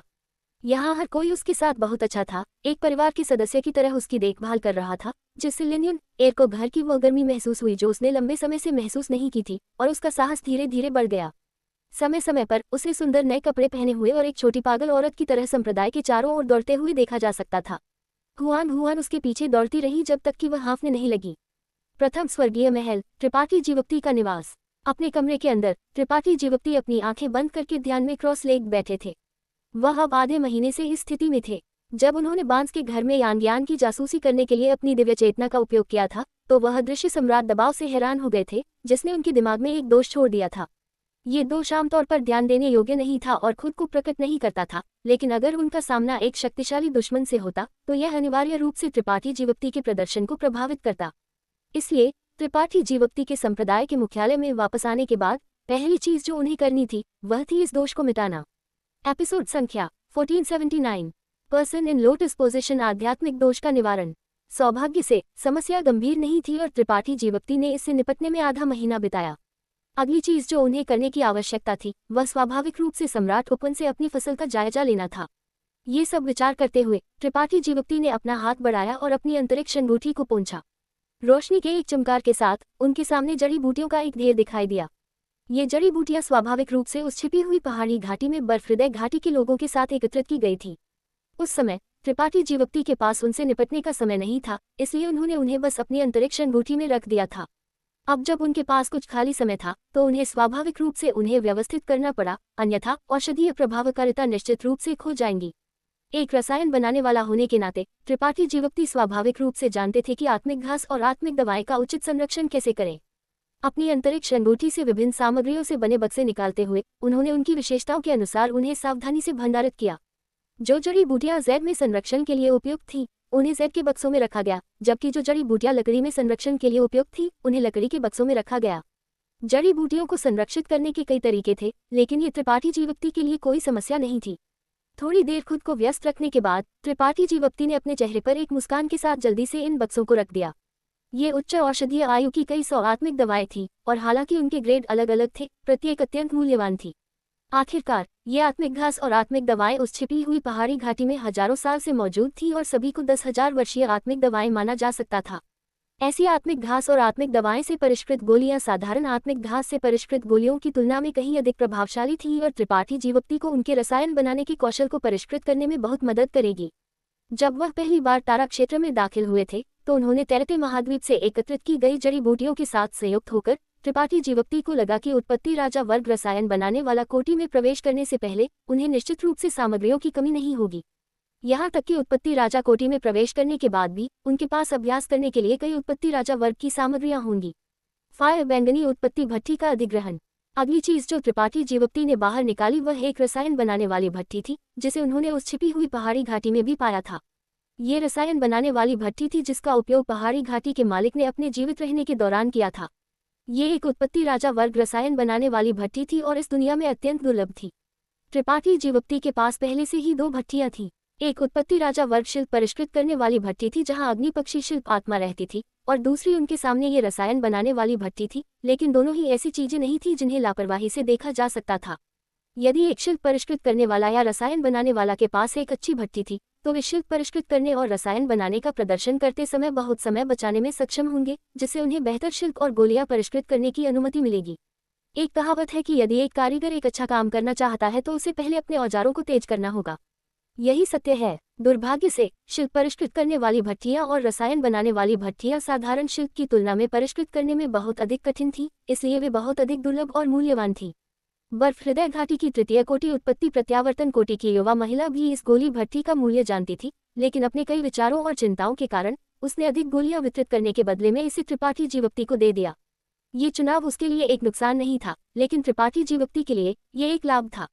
जब गोलियों की बात आए तो त्रिपाठी जीवप्ती भविष्य में उन्हें खुद परिष्कृत कर सकते थे। यहाँ तक कि अगर वह गोलियां परिष्कृत करना चाहते थे तो उनके लिए उन्हें परिष्कृत करना मुश्किल नहीं होगा, लेकिन एक उत्पत्ति राजा वर्ग रसायन बनाने वाली भट्ठी को ढूंढना अत्यंत कठिन था। ये रसायन बनाने वाली भट्ठी एक व्यक्ति की ऊंचाई से लगभग आधी थी और इसकी एक साधारण बनावट थी। ये बैंगनी रंग की थी और एक वीरान आभा दे रही थी। भट्ठी के शीर्ष पर 2 बड़े अक्षर थे। उस समय त्रिपाठी जीवप्ती ने उन्हें सावधानी से जांचा नहीं था, लेकिन अब जब उन्होंने उन्हें सावधानी से देखा तो उन्हें एहसास हुआ कि वे वास्तव में बैंगनी उत्पत्ति थे। ये स्पष्ट रूप से इस रसायन बनाने वाली भट्ठी का नाम था। बैंगनी उत्पत्ति भट्ठी एक अच्छा नाम। इस रसायन बनाने वाली भट्ठी की सहायता से भविष्य में गोलियां परिष्कृत करना आसान और उच्च गुणवत्ता का हो जाएगा। रसायन बनाने वाली भट्ठियां शिल्पों से अलग थीं कि उन्हें परिष्कृत करने में बहुत समय नहीं लगता था। किसी को बस रसायन बनाने वाली भट्ठी पर अपना निशान छोड़ने की आवश्यकता थी। हालांकि चूंकि इस बैंगनी उत्पत्ति भट्ठी का एक पिछला मालिक था, त्रिपाठी जीवप्ती को इस पर अपना निशान छोड़ने से पहले पिछले मालिक के निशान को मिटाना पड़ा। ये एक कठिन कार्य नहीं था। इस छिपी हुई पहाड़ी घाटी का मालिक हजारों साल पहले मर गया था, इसलिए उसके द्वारा पीछे छोड़ा गया निशान अत्यंत कमजोर था। त्रिपाठी जीवप्ती ने इसे आसानी से मिटा दिया और इस बैंगनी उत्पत्ति भट्ठी पर अपना निशान छोड़ने में कुछ दिन बिताए सफलतापूर्वक इस बैंगनी उत्पत्ति भट्ठी पर कब्जा कर लिया। थोड़ी देर खुशी से इसके साथ खेलने के बाद त्रिपाठी जीवप्ती ने इसे रख दिया। अब रसायन बनाने का समय नहीं था, इसलिए इसका उपयोग करने की कोई आवश्यकता नहीं थी।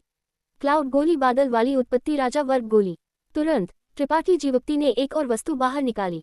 ये एक गोली थी। ये वह गोली नहीं थी जिसे त्रिपाठी जीवप्ती और बर्फ हृदय घाटी की युवा महिला ने साझा किया था, बल्कि एक थी जिसे त्रिपाठी जीवप्ती ने बैंगनी उत्पत्ति भट्ठी से बाहर निकाला था। जब उन्हें ये बैंगनी उत्पत्ति भट्ठी मिली तो त्रिपाठी जीवप्ती ने अपनी दिव्य चेतना से इसके आंतरिक भाग को साफ किया था और देखा था कि अंदर एक गोली थी। अपनी मृत्यु से पहले कंकाल की मुद्रा के अनुसार यह आखिरी गोली होनी चाहिए थी जिसे इस पहाड़ी घाटी के मालिक ने अपनी मृत्यु से पहले परिष्कृत करने की पूरी कोशिश की थी। सौभाग्य से वह सफल रहे थे। हालांकि इससे पहले कि त्रिपाठी जीवप्ती के पास इसे सावधानी से जांचने का समय होता, बर्फ हृदय घाटी की युवा महिला ने गुफा में उनका पीछा किया था, इसलिए त्रिपाठी जीवप्ती ने जल्दी से इस गोली को रख दिया, यह नहीं जानते हुए कि क्या इसका अभी भी उपयोग किया जा सकता है। अगर यह एक साधारण गोली होती तो इसकी गुणवत्ता कुछ भी हो, बहते समय महान सम्राट के हजारों साल के बाद इसके औषधीय प्रभावकारिता लंबे समय से खत्म हो गए होते और इसका अब उपयोग नहीं किया जा सकता था। ये बस एक बेकार गोली होती। केवल एक आत्मिक गोली जिसने गोली नसें बनाई थी वह अपनी औषधीय प्रभावकारिता को बनाए रख सकती थी। गोली नसें गोली के औषधीय गुणों को बांधने वाली हथकड़ियों की तरह थी। उस समय आत्मिक गोलियां जिन्होंने त्रिपाठी जीवप्ती और बर्फ हृदय घाटी की युवा महिला के पास थी, उन सभी ने गोली नसें बनाई थी और अत्यंत दुर्लभ थी, जबकि अन्य सभी बेकार गोलियां छोड़ दी गई थी। जहां तक बैंगनी उत्पत्ति भट्ठी में गोली ने गोली नसें बनाई थी या नहीं, त्रिपाठी जीवप्ती निश्चित नहीं थे, लेकिन इसने उन्हें इसकी प्रतीक्षा करने से नहीं रोका। आखिरकार ये एक गोली थी जिसे रसायन बनाने वाले ग्रैंड मास्टर ने अपनी अंतिम महत्वपूर्ण ऊर्जा की कीमत पर परिष्कृत किया था। लेकिन इस क्षण जब त्रिपाठी जीवप्ती ने अपने हाथ में गोली को देखा तो उनका चेहरा बदलने में मदद नहीं कर सका। तुरंत भय और परमानंद का भाव प्रकट हुआ क्योंकि वह चिल्ला उठे, गोली बादल। उन्होंने कभी उम्मीद नहीं की थी कि बैंगनी उत्पत्ति भट्ठी से उन्होंने बाहर निकाली गई गोली वास्तव में गोली बादल बनाएगी। इस गोली की सतह पर कोहरे की एक परत थी, जैसे कि एक सात रंग का बादल सिकुड़ गया हो और इसके चारों ओर लिपट गया हो, जिससे इसे एक शानदार उपस्थिति मिली। इसमें कोई संदेह नहीं था कि यह वास्तव में गोली बादल था। त्रिपाठी जीवप्ती ने ये पुष्टि करने से पहले लंबे समय तक हैरान रह गए कि उनकी आंखें उनके साथ चाल नहीं चल रही थी। गोलियां जिन्होंने गोली बादल बनाई थी, ऐसी चीज नहीं थी जिसे त्रिपाठी जीवप्ती ने पहले कभी नहीं देखा था। उन्होंने एक गोली ली थी और यहाँ तक कि एक को खुद भी परिष्कृत किया था। जिस गोली को उन्होंने लिया था उसने उनके 5 रंग के आत्मा गर्म करने वाले कमल को एक 6 रंग के में विकसित होने दिया था और उनकी शक्ति में बहुत सुधार किया था। जिस गोली को उन्होंने परिष्कृत किया था वह जलती हुई लौ गोली थी जिसका उपयोग जुएयू को बचाने के लिए किया गया था। जिस गोली को उन्होंने लिया था वह टोंग जुआन क्षेत्र के समुद्र तल पर प्राचीन खंडहरों में पाई गई थी, जबकि जिस गोली को उन्होंने परिष्कृत किया था वह बारिश सितारे पर हुई थी। त्रिपाठी जीवप्ती किसी से भी बेहतर जानते थे कि गोली बादल बनाना कितना कठिन था। ये बस ऐसी चीज नहीं थी जिसे एक मनुष्य द्वारा हासिल किया जा सकता था। अब उनके द्वारा परिष्कृत गोलियों में गोली नसें बनाने की बहुत अधिक संभावना थी, लगभग 20-30%। लेकिन इतने सालों के बाद केवल एक अकेली जलती हुई लौ गोली ने गोली बादल बनाई थी। वह एक गोली थी जिसे अपनी सीमाओं को तोड़कर और थकान से लगभग मरकर परिष्कृत किया गया था। गुफा में उन्होंने जो गोलियां प्राप्त की थी उनसे त्रिपाठी जीवप्ती जानते थे कि उस गुफा का मालिक अपने जीवित रहने के दौरान एक महान रसायन बनाने वाला ग्रैंड मास्टर रहा होगा, अन्यथा वह गोली नसें वाली इतनी सारी गोलियां परिष्कृत नहीं कर पाता। त्रिपाठी जीवप्ती ने मूल रूप से सोचा था कि इस व्यक्ति ने अपनी अंतिम महत्वपूर्ण ऊर्जा के साथ परिष्कृत की गई गोली को भी गोली नसें बनानी चाहिए, लेकिन मामले की सच्चाई उनकी उम्मीद से कहीं अधिक चौंकाने वाली थी। ये वास्तव में एक आत्मिक गोली थी जिसने गोली बादल बनाई थी, और इससे निकलने वाले औषधीय प्रभावकारिता और ऊर्जा उतार चढ़ाव को देखते हुए ये एक उत्पत्ति राजा वर्ग गोली थी। वह व्यक्ति वास्तव में इतना अद्भुत था। त्रिपाठी जीवप्ती गुप्त रूप से हैरान थे। केवल एक उत्पत्ति राजा वर्ग गोली पहले से ही अत्यंत मूल्यवान थी, गोली बादल वाली एक उत्पत्ति राजा वर्ग गोली की तो बात ही छोड़ो। क्या अधिक है, यह एक ऐसा अस्तित्व था जो हजारों साल से मौजूद था। त्रिपाठी जीवप्ती ने ठंडी हवा की एक सांस ली। ऐसी आत्मिक गोली के मूल्य को अब साधारण मानकों से आंका नहीं जा सकता था। त्रिपाठी जीवप्ती, जो हमेशा शांत रहे थे, अचानक पाया कि उनका चेहरा फड़क रहा था और उनके हाथ हल्के से कांप रहे थे। जैसा कि सभी जानते थे, एक बार जब एक आत्मिक गोली गोली नसें बनाती थी तो यह अविनाशी हो जाती थी और इसके औषधीय प्रभावकारिता दोगुनी हो जाती थी। यदि एक आत्मिक गोली गोली बादल बनाती थी तो न केवल इसके औषधीय प्रभावकारिता दोगुनी हो जाती थी, बल्कि जैसे जैसे समय बीतता था गोली बादल आत्मिक गोली को पोषण देने के लिए स्वचालित रूप से विश्व ऊर्जा को अवशोषित कर लेती थी, जिससे इसके औषधीय प्रभावकारिता मजबूत और मजबूत हो जाती थी। ये प्रक्रिया जितनी लंबी चलती थी औषधीय प्रभावकारिता उतनी ही अधिक होती थी, जिस कारण से त्रिपाठी जीवप्ती ने अतीत में जो गोली ली थी वह उनके 5 रंग के आत्मा गर्म करने वाले कमल को विकसित करने की अनुमति दे सकती थी। वह इसलिए था क्योंकि यह हजारों साल के संचय और वर्षा से गुजर चुकी थी, जिससे इसके औषधीय प्रभावकारिता इतनी भयानक हो गई थी। उस समय जब त्रिपाठी जीवप्ती ने इसे लिया था उनका शरीर लगभग फट गया था। सौभाग्य से आत्मा गर्म करने वाले कमल ने अधिकांश औषधीय प्रभावकारिता को अवशोषित कर लिया था। हालांकि उनके सामने वाले की तुलना में कोई तुलना नहीं थी। यह उल्लेख नहीं करना कि दोनों के बीच जमीन आसमान का अंतर था, बस समय के साथ संचय और वर्षा ने सामने वाले को उससे बहुत हीन बना दिया। हजारों साल की क्या अवधारणा थी। त्रिपाठी जीवप्ती को अचानक लगा कि उनका दिमाग ये सब संसाधित करने में असमर्थ है। वह वास्तव में इतने स्वर्ग विरोधी खजाने को प्राप्त करने के लिए भाग्यशाली रहे थे। उनका भाग्य बस बहुत अच्छा था। उस छिपी हुई पहाड़ी घाटी से उन्होंने जो कुछ भी प्राप्त किया था वह इस उत्पत्ति राजा वर्ग आत्मिक गोली की तुलना में फीका पड़ गया। अपने सदमे और उत्साह से उभरने के बाद त्रिपाठी जीवप्ती फिर से कड़वाहट से मुस्कुराए। इस आत्मिक गोली में किस तरह की आश्चर्यजनक औषधीय प्रभावकारिता समाहित थी, इस बात की परवाह किए बिना कि इसका क्या उपयोग था, उनके वर्तमान साधना के साथ इसे लेना उनके लिए असंभव था। यदि वह इसे जल्दबाजी में निगल लेते तो केवल एक परिणाम होगा, उनका शरीर फट जाएगा। अगर एक उत्पत्ति राजा वर्ग स्वामी इसे लेता तो भी वे इस आत्मिक गोली की औषधीय प्रभावकारिता का सामना करने में सक्षम नहीं हो सकते थे। ये सब विचार करते हुए त्रिपाठी जीवप्ती का उत्साह धीरे धीरे शांत हो गया। अभी सबसे महत्वपूर्ण बात ये पता लगाना था कि इस गोली का उपयोग किस लिए किया जाता था। कम से कम उन्हें ये पता लगाना था कि यह क्या था। अपनी आंखें सक्रिय करते हुए और आत्मिक गोली में देखते हुए त्रिपाठी जीवप्ती ने पाया कि इसके अंदरूनी भाग क्रिस्टल स्पष्ट थे और किसी प्रकार के पारदर्शी पदार्थ के साथ बहते हुए लगते थे। इस पारदर्शी पदार्थ के अंदर एक गोस्मेर जैसी पदार्थ भी थी जो अपनी जान रखती थी। कोई रास्ता नहीं। त्रिपाठी जीवप्ती हैरान थे। यह आत्मिक गोली वास्तव में चेतना प्राप्त करने की कगार पर थी। वह गोस्मेर जैसी पदार्थ स्पष्ट रूप से बहते समय महान सम्राट के संचय और वर्षा का परिणाम थी। जब तक इस आत्मिक गोली को कुछ और समय दिया जाता, शायद ये वास्तव में चेतना प्राप्त कर लेती और पूरी तरह से अलग तरह का अस्तित्व बन जाती। गोली या चेतना प्राप्त करना सिर्फ एक सिद्धांत था, एक किंवदंती भी नहीं। त्रिपाठी जीवप्ती ने कभी उम्मीद नहीं की थी कि वह एक दिन इस सिद्धांत की वैधता को सत्यापित करने में सक्षम होंगे। दुर्भाग्य से चूंकि यह आत्मिक गोली उनके हाथों में गिर गई थी, इसलिए यह एक दिन एक भूमिका निभाएगी और इसके चेतना प्राप्त करने की कोई संभावना नहीं होगी। त्रिपाठी जीवप्ती के पास अब एक उत्पत्ति राजा वर्ग गोली बादल वाली गोली है। एपिसोड संख्या 1480 पर्सन श्रगिंग अज्ञात उत्पत्ति राजा वर्ग गोली। आधे घंटे बाद त्रिपाठी जीवप्ती ने अपने चेहरे पर एक परेशान नजर के साथ निराशा में आह भरी। रसायन बनाने में अपनी उपलब्धियों और ज्ञान के साथ भी वह आत्मिक गोली के प्रकार की पहचान करने में असमर्थ थे। वह केवल स्पष्ट रूप से इसकी औषधीय खुशबू से बता सकते थे कि इसका उपयोग साधना के लिए किया जाता था और यह हानिकारक नहीं थी। क्या ये प्राचीन काल की एक खोई हुई आत्मिक गोली हो सकती है? त्रिपाठी जीवप्ती ने भौहें सक्रिय की क्योंकि उन्होंने गुप्त रूप से अनुमान लगाया। अगर ऐसा था तो यह समझने योग्य था कि वह इसे पहचान नहीं पाए। आखिरकार हजारों साल पहले एक साधक द्वारा परिष्कृत एक आत्मिक गोली अब वाली से निश्चित रूप से कुछ अलग होगी। भले ही वह इसकी पहचान नहीं कर पाए, त्रिपाठी जीवप्ती को कोई जल्दी नहीं थी। फिलहाल उन्होंने सावधानी से इस उत्पत्ति राजा वर्ग आत्मिक गोली को रख दिया। बाद में इसकी पुष्टि करने के लिए एक अवसर का इंतजार किया। किसी भी हालत में वह इस आत्मिक गोली का लापरवाही से उपयोग नहीं करेंगे, इसलिए वह अंततः इसका पता लगा लेंगे। उंगली की हड्डी में छिपे रहस्य। ये सब विचार करते हुए त्रिपाठी जीवप्ती ने एक और वस्तु बाहर निकाली और इसका अध्ययन करना शुरू कर दिया। ये एक उंगली की हड्डी थी। बात करें तो सम्राट उपवन की इस यात्रा से अकेले त्रिपाठी जीवप्ती की फसल बहुत विशाल थी। उन्हें कई 110,000 वर्षीय आत्मिक दवाएं, गोली नसें वाली कई दर्जन गोलियां, एक उत्पत्ति राजा वर्ग शिल्प परिष्कृत करने वाली भट्ठी और एक उत्पत्ति राजा वर्ग गोली मिली थी जिसने गोली बादल बनाई थी, जिनमें से प्रत्येक अत्यंत मूल्यवान थी। यह उंगली की हड्डी भी छिपी हुई पहाड़ी घाटी से प्राप्त की गई थी। ये पहाड़ी घाटी के मालिक द्वारा उनकी मृत्यु के बाद पीछे छोड़ी गई एकमात्र हड्डी थी। त्रिपाठी जीवप्ती ने बस उस रसायन बनाने वाले ग्रैंड मास्टर का सम्मान किया और उन्हें शांति से दफनाने की कामना की, लेकिन जब वह उनके अवशेषों को दफन कर रहे थे तो उन्होंने अनजाने में इस उंगली की हड्डी की खोज की थी जो धूल में नहीं बदली थी।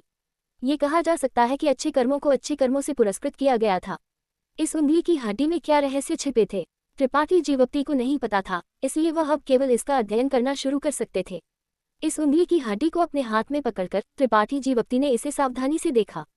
उन्होंने पाया कि हालांकि यह यहाँ हजारों साल से थी, ये हड्डी अभी भी जैब की तरह चिकनी, शुद्ध और त्रुटिहीन थी, जैसे कि इसे इसके मालिक ने किसी प्रकार की विशेष गुप्त तकनीक का उपयोग करके परिष्कृत किया हो।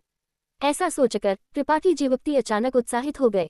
उन्होंने कभी नहीं देखा था कि एक साधक अपने शरीर के एक हिस्से को एक शिल्प की तरह परिष्कृत करता है, लेकिन चूंकि दूसरी पार्टी ने ऐसा किया था तो इसके पीछे कुछ गहन अर्थ होना चाहिए। शायद यह उंगली की हड्डी वास्तव में कुछ महान रहस्य छिपाती थी। अपनी संत शक्ति को धक्का देते हुए त्रिपाठी जीवप्ती ने अपनी संत शक्ति को फेलेंक्स में डालने की कोशिश की, लेकिन उनकी महान निराशा के लिए फेलेंक्स में संत शक्ति गायब हो गई। यह उंगली की हड्डी उनकी संत शक्ति को बिल्कुल भी स्वीकार नहीं करती थी।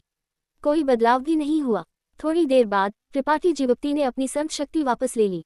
चूंकि उंगली की हड्डी उन्हें स्वीकार नहीं करती थी, इसलिए जांच करना जारी रखने का कोई मतलब नहीं था।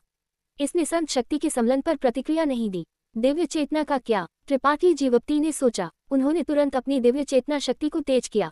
एक पल में दिव्य चेतना का एक विशाल समुद्र कोहरे जैसी अस्तित्व की तरह दिखाई दिया, उंगली की हड्डी के चारों ओर लिपट गया।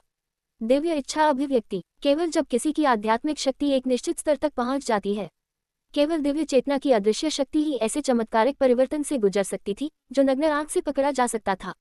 त्रिपाठी जीवप्ती का ज्ञान सागर 7 रंग के आत्मा गर्म करने वाले कमल द्वारा पोषित था, इसलिए भले ही वह जानबूझकर साधना न करे, उनकी दिव्य चेतना लगातार बढ़ रही थी। इसलिए हालांकि उनकी साधना केवल प्रथम कोटि उत्पत्ति प्रत्यावर्तन कोटि में थी, उनकी दिव्य चेतना की शक्ति दिव्य इच्छा अभिव्यक्ति के मानक तक मुश्किल से पहुंच गई थी।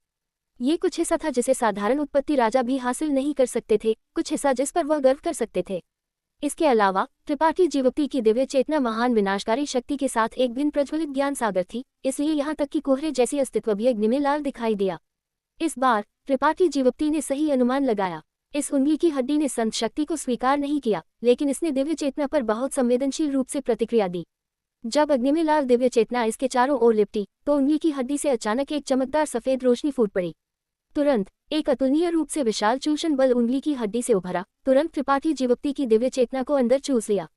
त्रिपाठी जीवप्ती घबराए नहीं। हालांकि उन्हें नहीं पता था कि आगे क्या होगा। इस तरह का चूषण बल बहुत खतरनाक नहीं था और अगर वह विरोध करना चाहते थे तो वह अपनी दिव्य चेतना वापस ले सकते थे। ये सोचकर उन्होंने विरोध नहीं किया। इसके बजाय उन्होंने खिंचाव बल का पालन किया और अपनी दिव्य चेतना को अपनी उंगली की हड्डी में प्रवेश करने की अनुमति दी।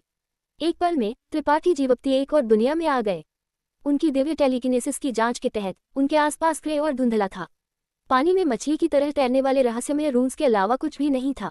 यह त्रिपाठी जीवप्ती हैरान दिखे। उन्होंने वास्तव में इन रहस्यमय रून्स से दिव्य चेतना के उतार चढ़ाव को महसूस किया। ये रून्स वास्तव में दिव्य चेतना द्वारा भी उत्पन्न किए गए थे। कहने की जरूरत नहीं है, ये स्पष्ट रूप से रसायन बनाने वाले ग्रैंड मास्टर की दिव्य चेतना थी। त्रिपाठी जीवोक्ति को उम्मीद नहीं थी कि इस व्यक्ति के पास न केवल रसायन बनाने वाले मार्ग में इतनी उच्च उपलब्धियां थी, बल्कि इतनी उच्च साधना भी थी।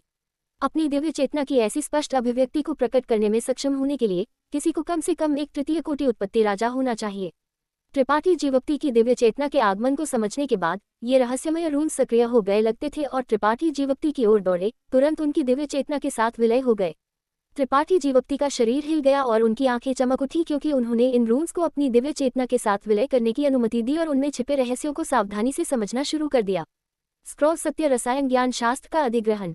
शुरू में त्रिपाठी जीवोक्ति भ्रमित थे, लेकिन जैसे जैसे समय बीतता गया और अधिक से अधिक रून्स उनकी दिव्य चेतना के साथ विलय हो गए, उन्होंने धीरे धीरे पता लगाया कि इस उंगली की हड्डी में क्या रहस्य समाहित थे। इन रून्स को पुनर्व्यवस्थित और संयुक्त करने के बाद जो त्रिपाठी जीवोक्ति के लिए छोड़ा गया था, वह वास्तव में एक प्राचीन रसायन बनाने वाली पुस्तक थी। सत्य रसायन ज्ञान शास्त्र। त्रिपाठी जीवोक्ति ने बहुत सारी रसायन बनाने वाली पुस्तकें पढ़ी थी, और यह औषधि राजा की घाटी से उन्हें प्राप्त हुए सत्य रसायन मार्ग से था कि उन्होंने रसायन बनाने के मार्ग पर चलना शुरू कर दिया। हालांकि कोई रसायन बनाने वाली पुस्तक नहीं थी जिसकी तुलना इस सत्य रसायन ज्ञान शास्त्र से की जा सकती थी। इस सत्य रसायन मार्ग में समाहित विभिन्न ज्ञान और रसायन बनाने वाली तकनीकें, साथ ही रसायन बनाने में उपयोग किए जाने वाले आत्मिक व्यूह, इस सत्य रसायन ज्ञान शास्त्र के सामने बच्चों का खेल थे। ये रसायन बनाने वाली पुस्तक पहाड़ी घाटी के मालिक द्वारा नहीं बनाई गई थी और इसके बजाय एक खंडहर से अनजाने में प्राप्त की गई थी। यह इस सत्य रसायन ज्ञान शास्त्र के साथ था कि पहाड़ी घाटी का मालिक अपने रसायन बनाने के कौशल के शिखर तक पहुंचने और हजारों साल पहले के सबसे प्रसिद्ध रसायन बनाने वाले ग्रैंड मास्टर बनने में सक्षम था। हालांकि जब उनका समय आया तो पहाड़ी घाटी का मालिक इस अतुलनीय पुस्तक को अपनी मृत्यु के साथ दफनाने की अनुमति नहीं दे सका। उन्हें यह भी डर था कि ऐसी अद्भुत पुस्तक एक जूनियर के हाथों में पड़ जाएगी और इसके नाम पर शर्म लाएगी, इसलिए उन्होंने इस अद्भुत पुस्तक में समाहित जानकारी को अपनी दिव्य चेतना में बदलने और अपनी उंगली की हड्डी में छोड़ने के लिए बहुत प्रयास खर्च किया। फिर उन्होंने अपनी उंगली की हड्डी को परिष्कृत करने के लिए एक गुप्त तकनीक का उपयोग किया, इसे एक शिल्प में बदल दिया ताकि यह बहते समय महान सम्राट द्वारा क्षरण न हो। इस तरह भले ही वह मर गए, सत्य रसायन ज्ञान शास्त्र इस विशेष विधि के माध्यम से आगे बढ़ाया जाएगा। अगर यह वास्तव में एक जूनियर था जिसने उनके कंकाल को पाया, तो वे निश्चित रूप से इसे अनदेखा कर देंगे, जिसके परिणामस्वरूप उन्हें सत्य रसायन ज्ञान शास्त्र प्राप्त करने का अवसर चूक जाएगा। सौभाग्य से त्रिपाठी जीवोक्ति को इसे दफनाने का विचार था, इसलिए वह संयोग से उंगली की हड्डी प्राप्त करने और सत्य रसायन ज्ञान शास्त्र प्राप्त करने में सक्षम थे। ये जानकारी रसायन बनाने वाले ग्रैंड मास्टर द्वारा भी पीछे छोड़ी गई थी। त्रिपाठी जीवोक्ति को इसके बारे में जानने के बाद वह बहुत हैरान थे और उन्हें लगा कि उनका भाग्य वास्तव में अच्छा है। लेकिन जल्द ही उन्होंने इन विचलित करने वाले विचारों को पीछे छोड़ दिया और रसायन बनाने के ज्ञान के समुद्र में तैरने पर ध्यान केंद्रित किया। हालांकि सत्य रसायन ज्ञान शास्त्र प्राचीन काल से आया था, पहाड़ी घाटी के मालिक के जीवित रहने से बहुत पहले जो त्रिपाठी जीवोक्ति ने आज प्राप्त किया, वह पूरी तरह से रूढ़िवादी सत्य रसायन ज्ञान शास्त्र नहीं था। इसमें पहाड़ी घाटी के मालिक की अद्वितीय समझ और उनका अपना रसायन बनाने का अनुभव भी शामिल था, जिससे ये शुद्ध सत्य रसायन ज्ञान शास्त्र की तुलना में बहुत अधिक मूल्यवान हो गया। ये कहा जा सकता है कि पहाड़ी घाटी के मालिक ने अपने पूरे जीवन के रसायन बनाने के अनुभव को सत्य रसायन ज्ञान शास्त्र में एकीकृत कर दिया था। त्रिपाठी जीवोक्ति इससे आकर्षित थे। लंबे समय से रसायन बनाने में उन्हें जिन कई सवालों का सामना करना पड़ा था, उनका जवाब यहाँ दिया जा सकता था। रसायन बनाने के मामले में हालांकि त्रिपाठी जीवोक्ति के पास एक अद्वितीय फायदा था, अंत में वह अभी भी आगे बढ़ने के अपने रास्ते की टोह ले रहे थे। इस क्षेत्र में बहुत कम लोग थे जो उनका मार्गदर्शन कर सकते थे। जब वह टोंग जुआन क्षेत्र में थे तो त्रिपाठी जीवोक्ति कभी कभी अत्यधिक सम्मानित स्वर्ग रखवाले के वृद्ध व्यक्ति लीरुई से परामर्श करते थे, लेकिन टोंग जुआन क्षेत्र में आने के बाद से उन्हें खुद पर भरोसा करना पड़ा। क्या अधिक है, त्रिपाठी जीवोक्ति रसायन बनाने में अपनी प्रवीणता को लापरवाही से प्रकट करने की हिम्मत नहीं करते थे। इसलिए जैसे जैसे उनकी शक्ति में सुधार हुआ, त्रिपाठी जीवोक्ति ने धुंधला रूप से एहसास किया था कि उनके रसायन बनाने के कौशल और रसायन बनाने की समझ एक सीमा तक पहुंच गई थी। ये सीमा उनकी व्यक्तिगत सीमा नहीं थी। जब तक वह कड़ी मेहनत करते थे, वह अंततः प्रवेश करने में सक्षम होंगे। ये बस इतना था कि इस प्रवेश में 10 साल, 20 साल या उससे भी अधिक समय लग सकता था। लेकिन अब चीजें अलग थीं। इस सत्य रसायन ज्ञान शास्त्र के साथ त्रिपाठी जीवोक्ति के पास एक स्वामी था जो उन्हें रसायन बनाने की शिक्षा दे सकता था, और वह किसी भी समय और जगह पर उनसे परामर्श कर सकता था। बस एक पल में त्रिपाठी जीवोक्ति को लगा कि रसायन बनाने वाले मार्ग की उनकी समझ अधिक पूरी हो गई है। त्रिपाठी जीवोक्ति इस सत्य रसायन ज्ञान शास्त्र को अधिक से अधिक पसंद करने लगे। इसे लालच से ज्ञान को अवशोषित करना जारी रखते हुए समय के गुजरने से पूरी तरह से अनजान थे। Dragon face dragon flame purple marrow गोली की पहचान। आधे महीने बाद त्रिपाठी जीवोक्ति ने धीरे धीरे सांस बाहर निकाली और थके हुए चेहरे के साथ उंगली की हड्डी से अपनी दिव्य चेतना वापस ले ली। आधे महीने तक लगातार अपनी दिव्य चेतना को जारी करने से उनकी बहुत सारी आध्यात्मिक ऊर्जा खत्म हो गई थी। हालांकि उनकी आंखें तेज चमक रही थीं, जो अत्यंत उत्साहित लग रही थी। आधा महीना स्वाभाविक रूप से त्रिपाठी जीवक्ति के लिए सत्य रसायन ज्ञान शास्त्र को पूरी तरह से समझने के लिए पर्याप्त नहीं था। उन्होंने केवल मोटा झांका था, लेकिन फिर भी उन्हें जो फसल मिली थी वह विशाल थी। ये कल्पना करना कठिन था कि एक बार जब वह सत्य रसायन ज्ञान शास्त्र को पूरी तरह से समझ लेंगे तो उनके रसायन बनाने के कौशल में किस तरह का उन्नयन हासिल होगा। एक गोली को तभी आत्मिक गोली कहा जा सकता है जब उसमें एक आत्मा हो। त्रिपाठी जीवक्ति ने अपनी ठोड़ी को सहलाते हुए खुद से बुदबुदाया। उनके चेहरे पर एक विचारशील नजर थी। सत्य रसायन ज्ञान शास्त्र में कई वैकल्पिक विचार थे जिन्होंने त्रिपाठी जीवक्ति को बहुत प्रेरित किया था। गोलियों में एक आत्मा होने का विचार ही उनके रसायन बनाने के कौशल को गुणात्मक रूप से बढ़ा सकता था। एक पल के लिए विचार करने के बाद त्रिपाठी जीवक्ति ने धीरे धीरे सिर हिलाया और इसके बारे में सोचना बंद कर दिया।